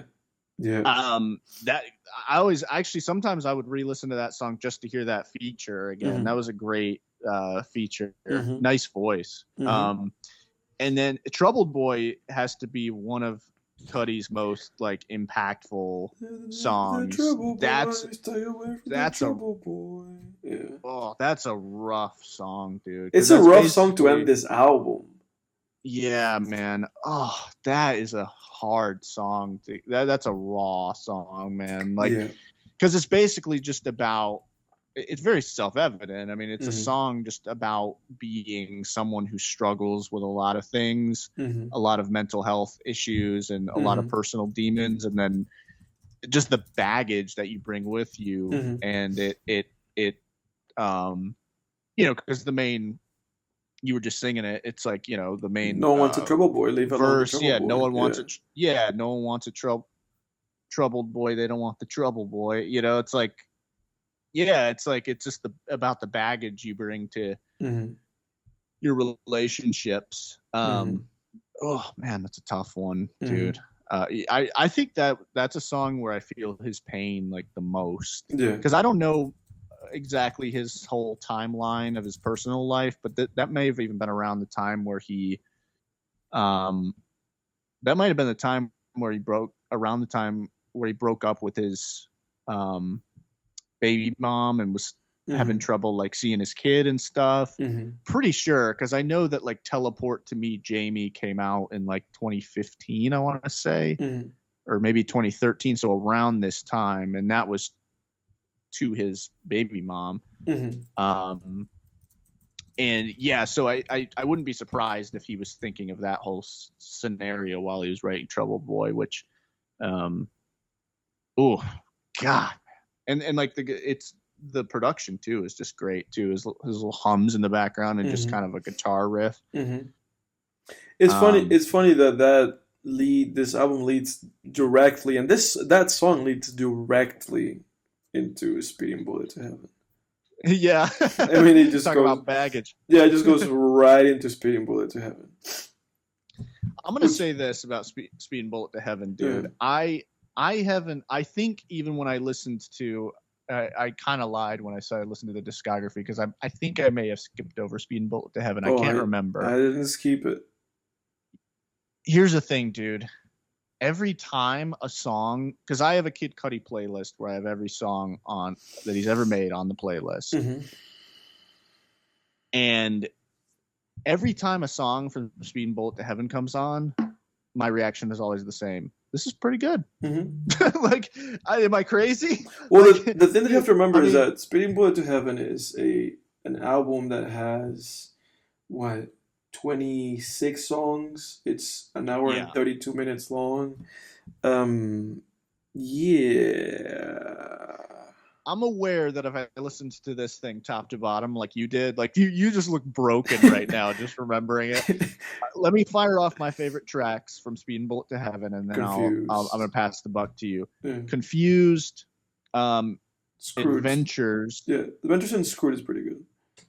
yeah, Handle with Care, Handle with Care is good. Yes. um, and then The title song, Speeding Bullet to Heaven, is pretty good. I believe Melting, the last one. Is that the one that goes like now, now, now, now, now, now, now, now, and he says, "I don't want to leave." He keeps repeating that. Really don't want to leave, or It something is. I like think it that. is. I think it is that Yeah, song. that's a fantastic song. I love that song. And then at the end, he goes like, "Bye, everybody," or something like that. That's good shit. And that's all I'm seeing off of here. Okay, so I'm kind of overblowing it, like, because you're right. It's 26 songs, and I just named what, like 5. So, Yeah. oh, Embers. I like Embers. That's a good one. I think that might be the song I'm thinking of. Kid Cudi, Really Don't Want to Leave. Whatever that song is, Yeah, that's Embers. yeah, it's Embers. I do like that song too. Yeah. Oh, that's the final track of side A. Okay. Yeah, Embers. Yeah, because side B is kind of a whole. I mean, it's just a side B is him like doing demos and rehearsals of a lot of songs in the first side. Like it's like acoustic version, demo version, and a lot of it is just complete and utter fucking garbage, complete and utter Yeah. fucking trash. This is the kind of album that I feel like you make, and then the album that you make right after that is like incredible. Yeah. Because this album is just Cudi throwing, literally, this album feels like Cudi was just shoving his hand up his ass and then throwing his shit like on the wall, and then just being like, "Will this stick? Will something good come out of this?" Like it just felt like I don't know, just like him being really in a bad place in his life, and then just making whatever music came out of that. And a lot of the music that came out of that is terrible. Outside of the songs that you mentioned, I couldn't tell you anything else is worth listening to. I mean, a lot of the songs in this thing are terrible. Cudi's vocals are horrendous. The Beavis and Butthead's skits are insufferable. Insufferable. I don't know what's up with those. Well, I guess because they liked rock and roll. I guess that's what ties it to this album. Insufferable. Cudi produced the whole thing. You know, he produced and wrote the whole thing. And I mean, a lot of the time it shows.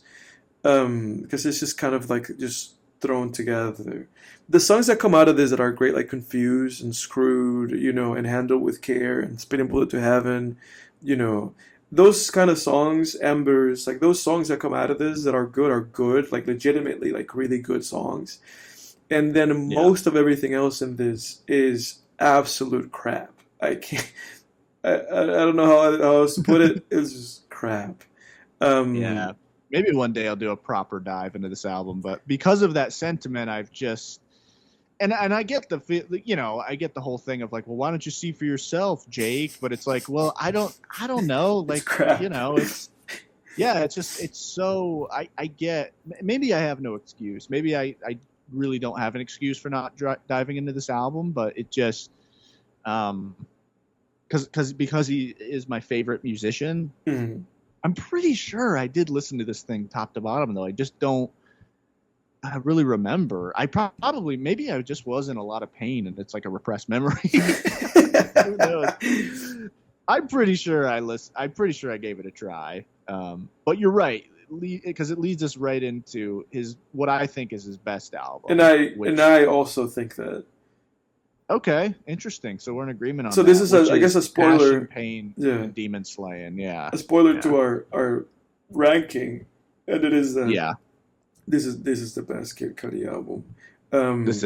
This album, Spinning Bullet to Heaven, and the horrendousness that album has, because it's horrendous. That album has like shit that just makes you feel bad for yourself and for Cudi.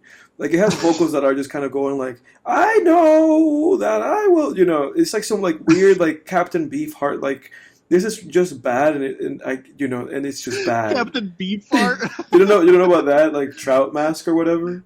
I know what that is. Yeah, that's hilarious that you like Captain Beefheart and his magic band. Yeah, like it's terrible. Like a lot of the only song I know by them is "I'm Glad." That's a good song. Yeah, no, the Captain that Captain Beefheart made an album. I think it's like that Trout Mask replica or whatever, where the album is just insanely bad, and he made it insanely bad on purpose. And there's still people that still like enjoy that. And this is basically Cudi's like Captain Beefheart fucking album. It's fucking terrible.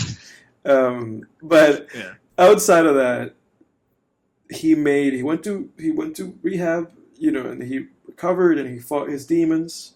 Although he had a relapse again, and he had to go to fucking rehab again. He made Passion, Pain, and Demon Slaying. 2016 under his Wicked Awesome record label. An hour and 27 minutes, 19 songs, with Surfing being the last song with Pharrell Williams. Yeah, this is his best album, bar none. There's one bad song on it. There's one bad song, and it's fucking, what is it, Wounds? Yeah. No, Distant Fantasies. Distant Fantasies, yes. Wounds is great. Wounds is great. The Mature Nature, Kitchen. Look, I'm going to say all the other songs. Frequency, Swim in the Light, Releaser, By the Sign, All In, Illusions, Rose Golden, Baptist and Fire, Flat as First Sight. That's it. Those are 10 songs, 10 out of 10 songs. Like, banger. No misses. Dance for Eternity is one of my all-time favorite Cudi songs. All-time favorite Cudi songs. All-time. I think I might even rank this as like my favorite Cudi song ever. Interesting. And then Distant Fantasies is complete garbage.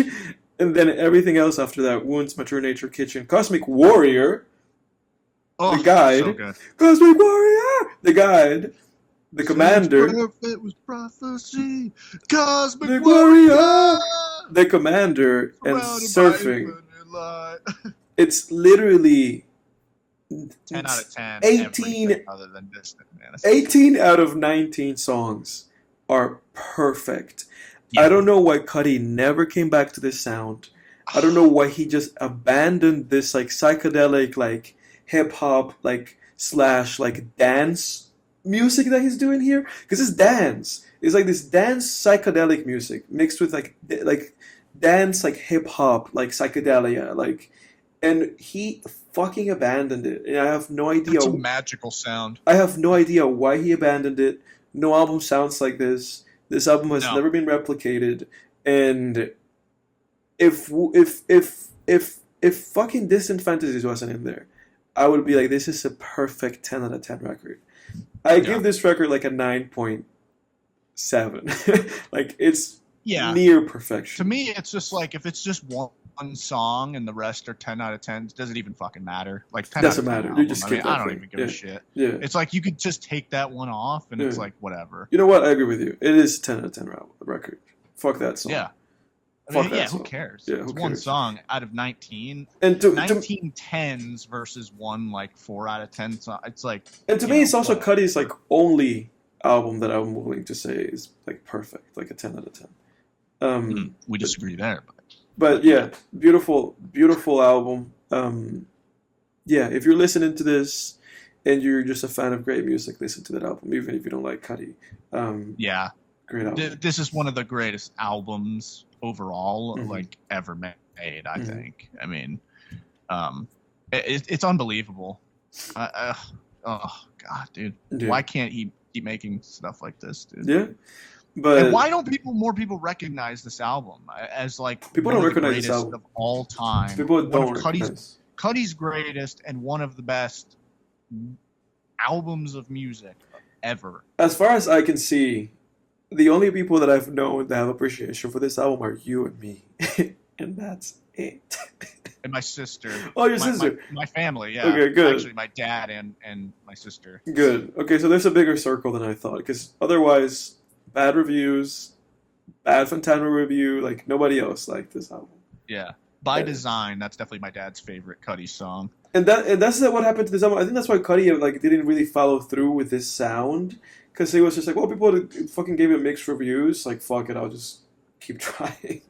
I'll just do something else. That to me is unreal that this album got mixed reviews. It's one of those things where, you know, there's a lot of times there's overlap between what I think and what like critics and audiences think, but this is one that's just on the fringes where it's like, you guys are out of your mind. Like, I don't understand.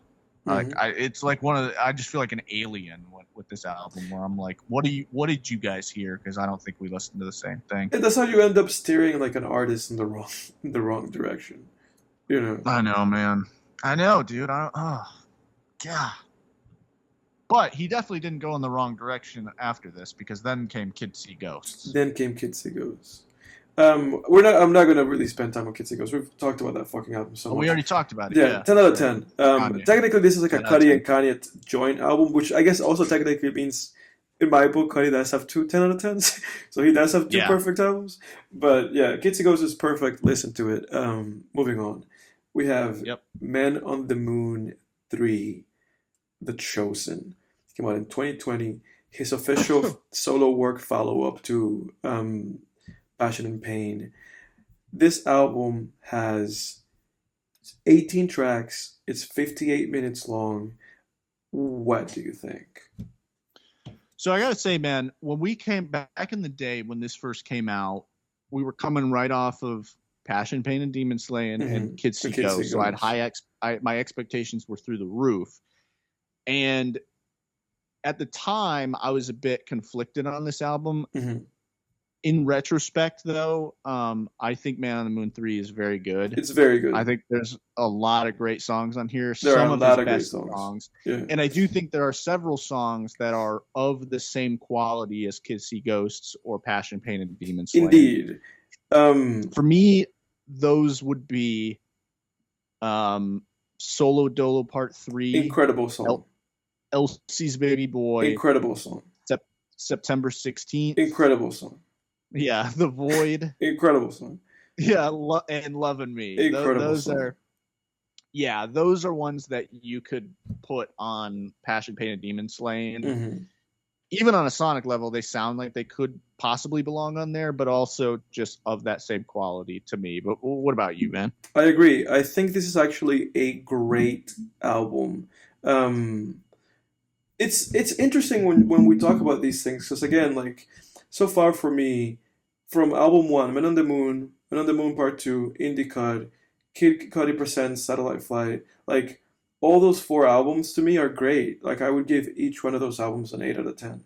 It's pretty well to Heaven Scrap, but Passion Pit and Demon Slaying and Kids Goes are 10 out of 10s. And I think Man on the Moon, like Kid Cudi's first four albums, is a great album. Like Yeah. so far in his discography, to me, the only miss is just Speeding Bullet to Heaven, and that's just what it is. The guy was going through a fucking rough time. Um, Yeah, that was an experiment that yeah, he did. You got to hand it to him for at least just being courageous and just being like, this is what I feel like making right now. yeah. But I even enjoy like the more boppy songs. Tequila Shots, Another Day, She Knows This, Dive. I like those songs. I Yeah, She legitimately, Knows This is great. yeah, She Knows This is great. Tequila Like Shots. I legitimately Mhm. like those songs. I like Damaged. I liked Heaven on Earth. I like Show Out with fucking Skepta and Pop Smoke. I think it's a great fucking drill song. I really Mhm. like it.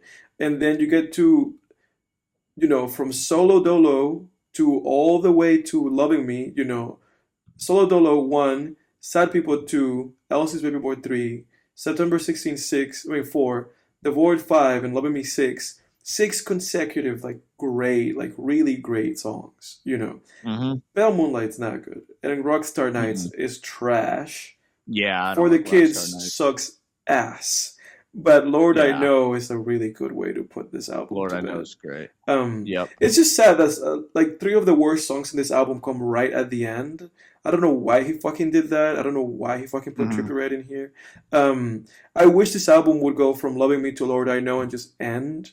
I cannot take those fucking three songs out of there. I do think those are the three worst songs in here, and honestly, kind of only the three like bad songs in here. I Um, agree. other Yeah, than that, Rockstar great album. Nights sucks. Rockstar Nights sucks. Like he didn't use Trippie Redd effectively because No. Trippie Redd's a great artist. I love Trippie Redd's voice. He's got a great voice, a great range, and like you put Trippie Redd on a song and utilize him correctly, like he can really make a song fantastic. I Yeah. think. Who uses Trippie Redd the best is Chief Keef. Just Mm. saying. Just Hmm. throwing it out there. Hmm. Every song that Chief Keef and Trippie Redd have together, banger. Hmm. Um, but yeah, Kid Cudi, unfortunately, I don't think really used him very well here. Yeah, I don't like that song. I don't like that song. No. But now going into the home stretch, these are albums that we have talked about on the podcast. Mm-hmm. So I'm not. I will again. I will see. I will give you the floor, but I'm not going to ramble too long about them. Intergalactic, 2022, 15 Mm-hmm. tracks, 45 minutes. What is your opinion? Same, pretty much the same as Man on the Moon 3. At the Mhm. time, I was expecting, again, I was holding out for like a Passion Pain and Demon Slaying level project. Mhm. Didn't really get it with this one, but in retrospect, like It's a as pretty good time has album. gone Yeah. on, it's good, yeah. Yeah. And here's the thing, like I realized as I've matured kind of just in life, I think I've realized, you know what? Like even the greatest art, who I think is the greatest musician of our time, Mhm. not every album is going to be a 10 out of 10 Mhm. masterpiece. Like Mhm. it's just not, some of them are just going to be like good, and that's okay, or not good, great, still Mhm. great, Mhm. but they just might not hit the way Passion Pain and Demon Slaying did. And you know what? If he never makes one of that at that level again, which is Mhm. a sad thought, but Mhm. it's okay. Mhm. It's all right. Everybody had their day. The Beatles had their day. Yeah, Michael Jackson 100%. had his day. 100%. Like Pink Floyd had their day. Like everyone's got, every dog has his day. I Every don't know, dog has his as day. Tony Montana said. Yeah. But yeah, I'll rattle off my favorites real quick. New Mode, Agree. Angel, I like. Ignite Agree. the Love is my Agree. favorite. Yeah, that's my favorite also. Yeah, Willing to Trust, Second Living My favorite for me. Truth. Yeah.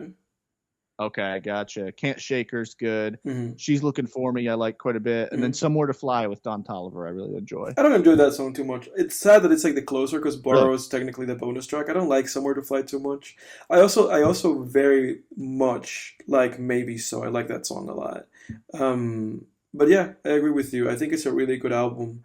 Like you said, I think initially it was really just like expectations, the whole mixture of it being a fucking Netflix movie. But he really put his best foot forward and he really delivered like an actual quality album. Um, Not as great as the other ones. I think it will continue to grow on me as time goes, though. But yeah, yeah. Hmm. I mean, Cudi, again, I can't say this enough. Outside of fucking Spitting Bullet to Heaven, he's actually a really consistent artist, quality Yeah. wise, for the exception of the next album, Yeah. Insano. Insano, his January 2024 album. We talked about this on the podcast. Mm, I didn't like Insano the first time I heard it. I don't like Insano now. no. How do you feel about fucking Insano?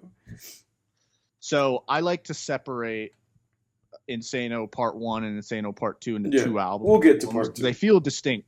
Mhm. Yeah, they feel very distinct to me. They don't sound like the same album. They do sound in the same vein, but I like separating them because I think one is much stronger than the other. Mhm.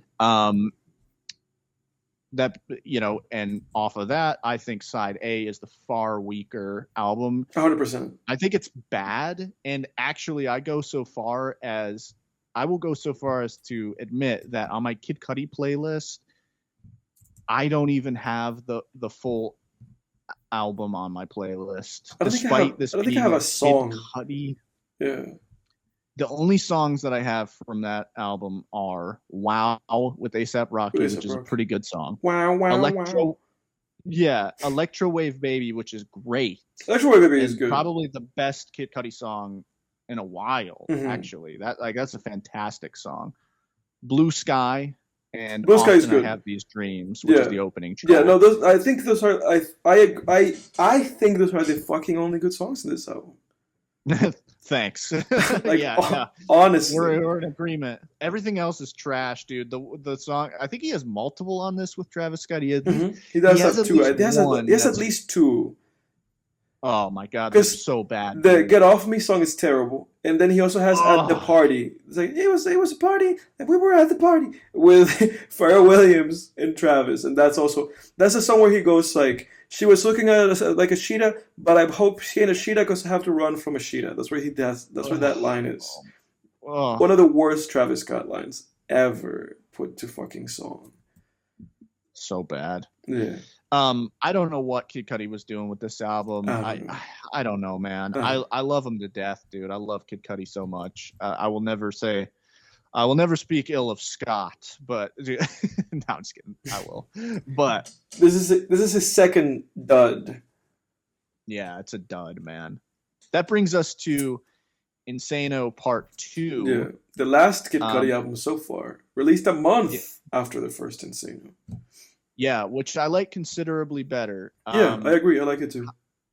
How many are on this? Still quite a bit. Yeah, Still an a hour lot long. that I don't like. 18 Yeah, songs. but the songs off of this album that I like, Diamonds, Lights, Fast Car. With Wiz. Yeah, Diamonds, Lights, Yeah. Fast Cars. Pretty good song. Chunky, I like quite a I bit. like Chunky and I like Babe and I. Okay. And Maybe I gotta Willis check that. with Ship the River. Okay, maybe I got to listen to that one too, because Yeah. those two I don't have on here.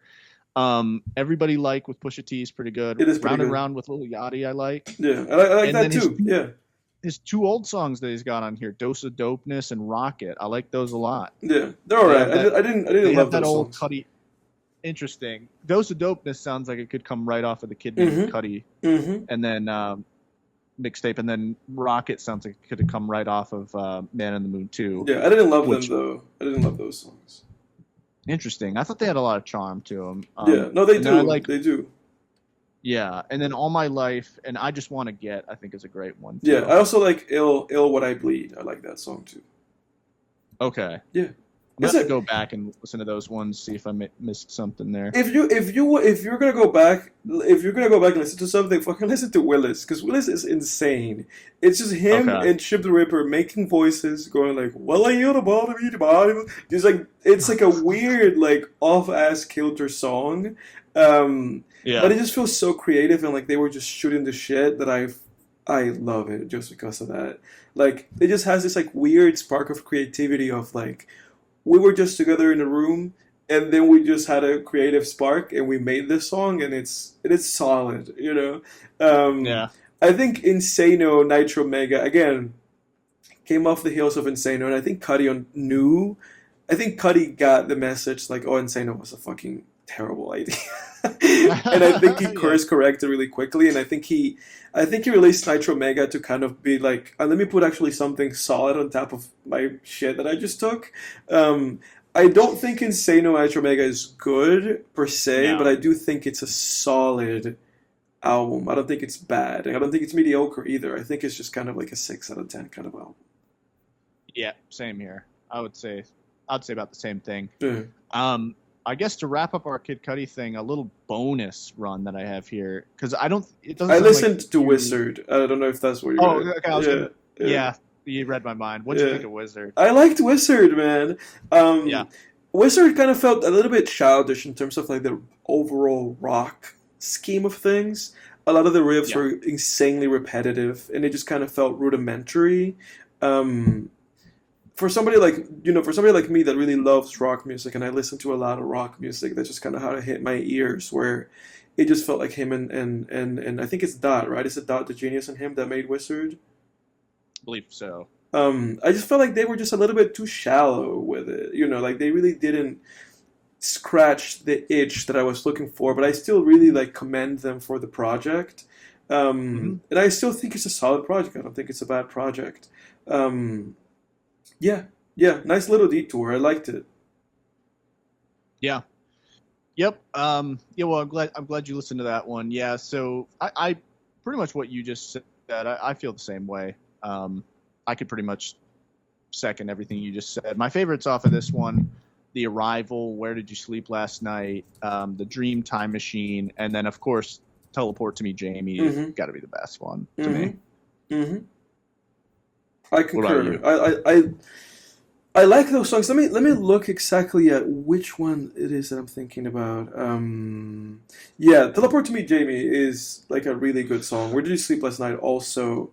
I think those two are my favorite songs off of the album, The Arrival too. But I think Teleport to Me, Jamie really is the standout song in this album. Like when I listened to it, the album, this song just kind of came out of nowhere, and I was like, "Holy shit, this is like actually like really great." So yeah, I think this is my favorite song out of this album for sure. Awesome. Well, dude, that was dude. You thought I wasn't right there. You thought I wasn't completionist enough. I fucking listened to Wizard. Yeah, right, man. You surprised me there. Yeah, I listened to it. Yep. All right. Well, let's rank it then. Okay, so dude, let's start from the bottom. Let's just each throw out our fucking bottom Kid Cudi album. Okay. What I guess we can. I'll start, and so that way at the very end you can have the last say. Although I guess the real mystery here is what our number 2 Cudi album is. Because everybody knows what the number 1 Cudi album is. Right. And I'm not gonna rank Kid Cudi. I'm just gonna leave it outside of this whole thing. Dead last for me is Insano. Really? Not Speedin' Bullet to Heaven? Yes. Whoa, dude, you just shocked the hell out of me, man. Yeah. I'll say that too, because actually there's 4 songs off Speedin' Bullet to Heaven that I listen to on repeat. There's a weirdness to the album. There's like a weirdness. I don't give a shit. No, Insano is just plain bad. But like Speedin' Bullet to Heaven, and Speedin' Bullet to Heaven has more songs that I like than fucking Insano. Exactly. And there's a weirdness to Speedin' Bullet to Heaven. I listened to that whole album in this masochistic fucking spiral that I was having for like a week. And there are gems hidden in songs. Even if a song's bad, it will have like 30 seconds that you're like, oh shit, this is like incredible. And then it'll be like, actually, no, this is terrible. So That being said, though, my second worst Cudi album is Speedin' Bullet to Heaven. Yeah, same here. Yeah. Speedin' Bullet to Heaven. And I don't think I'm cheating there because I did listen to this last year. Yeah. I'm thinking back. Speedin' Bullet to Heaven. Okay. What's next? I think for me, the very next album is going to be Intergalactic. Okay. What about? Are you factoring in Insano Part 2 into this? Oh shit! Insano Part 2. Yeah, that's right. No, Insano Part 2. Insano Part 2 now. Same here. Yeah. So Yeah. Insano Part 2. Insano Part 2 is almost like a little just Cudi collection to me. Like it's just like a collection of a few songs. Yeah. Might as well be a compilation album, honestly. Yeah. But no, yeah, that's the ranking so far. Insano, Speedin' Bullet, Insano Part 2. So we're same. Same so far? Here. Okay, because now for me it's Intergalactic. Okay. For me it would be, let's see. I think it would have to be Indicud. Oh, damn. Indicud. Yeah. Thrown to the wolves. Okay, I respect it. Next up for me though is Indicud. Okay. Yeah. For me it would be A Kid Named Cudi. A Kid Named Cudi. Next. Okay. Yeah. Okay. Actually, fuck it. No, dude, switch this. I didn't quantify A Kid Named Cudi into this. For me, next is A Kid Named Cudi, and then Indicud. Okay. Yeah. So we have those flipped. All right. Okay. Yeah. Okay. What's next? So next for me, let me see, because we have so far. This is what we have left. Indicud is my runner out so far. So far we have left Men on the Moon 1, 2, and 3, Satellite Flight, and Passion Pen and Demon Slayer. Next up for me is going to be Man on the Moon 1. Okay. Next for me, I'm doing, I would say, Intergalactic. Intergalactic. Yeah. All right. Okay. Next for me is going to be Flight, The Journey to Mother Moon. Okay, so we got the same slot there because that's where I would put Satellite Flight. Okay. Satellite Flight. Okay. Okay, so next up for me, I think this is like what, the top 3, right? Yeah, we got the last 3. I want to put Kids See Ghosts in mine, but so we have basically what we have left are the Man on the Moons. Yeah. And then Kids See Ghosts. Yeah. But you didn't want to factor that one in, did you? No. Did you, Edward? If I put it in, it'll be number 2 for me. I'm already lost in this whole thing. I don't know where I'm at. We got the only ones we have left are the Man on the Moon trilogy. Okay. And Passion, Pain, and Demons. No, because I put Man on the Moon, the first one, before Satellite Flight. Oh yeah, so this is where we're all wonky. We're all wonky, yeah. So okay, well let me do my next one. My next one would be, let's see. It would be Man on the Moon 1. Okay. Okay. My next one will be Men on the Moon 3. Okay. That would be my next one, Man on the Moon 3. Okay. So far, what do we have just 2 albums left, right? Yeah, we got 2 left. I mean, there's no fucking, it's just Men on the Moon 2 and Passion, Pain, and Demon Slayer. Okay, so we both have the top 2 then. Yeah, Man on the Moon 2 and... Yeah, we both have the top 2. Yeah. If I was factoring in, Man on the Moon 2 was going to rank that high for you. If I was factoring in Kid See Ghost, it would just be number 2, and then I would just bump everything else down 1. Yeah, same here. Kid See Ghost would definitely have to be 2, and then Man on the Moon 2. I don't know. Yeah, no, you can't say. I can't say anything against Kid See Ghosts, man. That's a legendary project. Actually, you know what, man? I'm doing it. I'm pulling the trigger on this. My number 2 Kid Cudi song is Man on the Moon 3. And then the number 3 is going to be Man on the Moon 2. I'm flipping those. Yeah, that sounds more like what Yeah. That sounds more true to your Yeah. your what you were saying about that. I'm I flipping can't even those. talk at this point. I know. Everybody, we're wrapping up. This has been a long Your episode. sentiment. That's the word I was looking for. That sounds more true to your Yeah, sentiment. I guess just to put out a top five, because my brain has stopped functioning. To put out a top five, Passion Pen and Demon Slaying is my number one Kid Cudi album of all time. My number two Kid Cudi album is Men on the Moon Part 3. I found out that I really do have a lot of love for that album.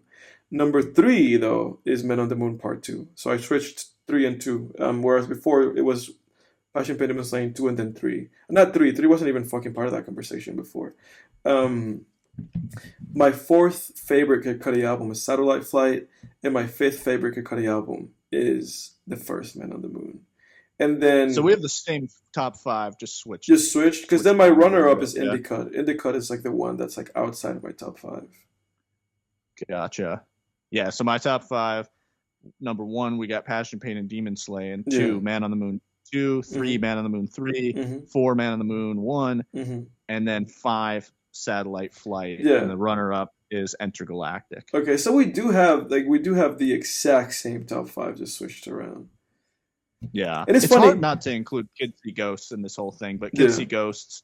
What would that be it's for you? In the Kid See Ghosts would be 2 if we were including that. That's it for me. So it would then be 2. that would make the runner-up Satellite Flight. Yeah. It would make the runner-up for me, Man on the Moon 1. It's funny how you and I just flip-flopped those 4 albums, though, because like for you, Man on the Moon 2 is 3. I mean 2, and the third one is the third one, and then for me the third one is the second one, and the second one is the third one. And then the same thing with Satellite Flight and Men on the Moon 1. For me is the fourth and fifth, and for you is fifth and fourth. This is like turning into a math word problem. I know, dude. That's what Edward ranks Kid Cudi's thing. This Jake ranks here. Who's more of a douchebag, Jake or Edward? Yeah, right. That's the if funny you thing. Selected both, and that the film. That's the correct answer. Sucks ass. Correct.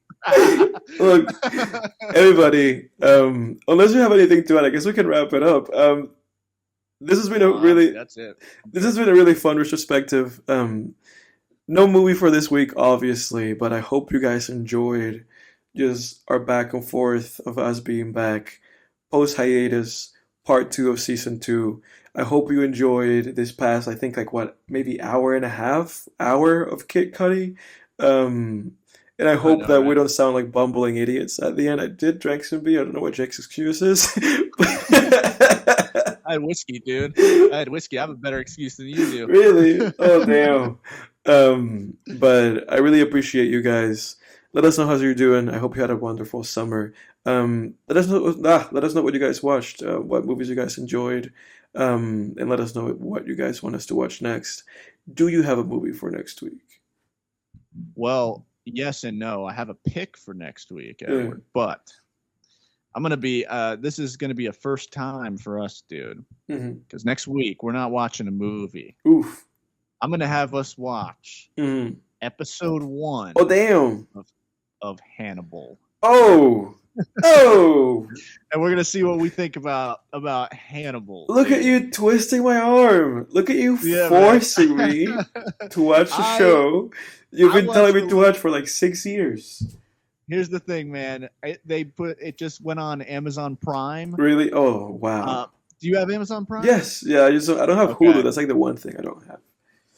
So they just put it on Amazon Prime. I believe, though, now only episode 1 is the one that isn't behind like another paywall. So that's good for us, at least for the purposes of the show.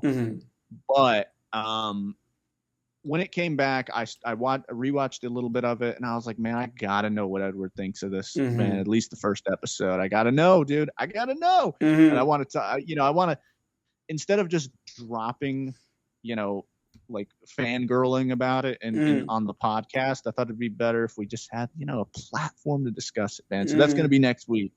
Episode 1 of Hannibal, everybody. That's next week. Get hyped. We're gonna chop it. Well, like Hannibal, dude. We're gonna chop it up, open and look, everybody. And analyze it, dude. If you want to make your friend watch a show that you've been insisting that I watch for 6 years, make a podcast with them. Exactly. That's been my master plan this whole time. I'm like Hannibal, scheming. And then you I wait. started this podcast, and then I waited 2 years. 2 years.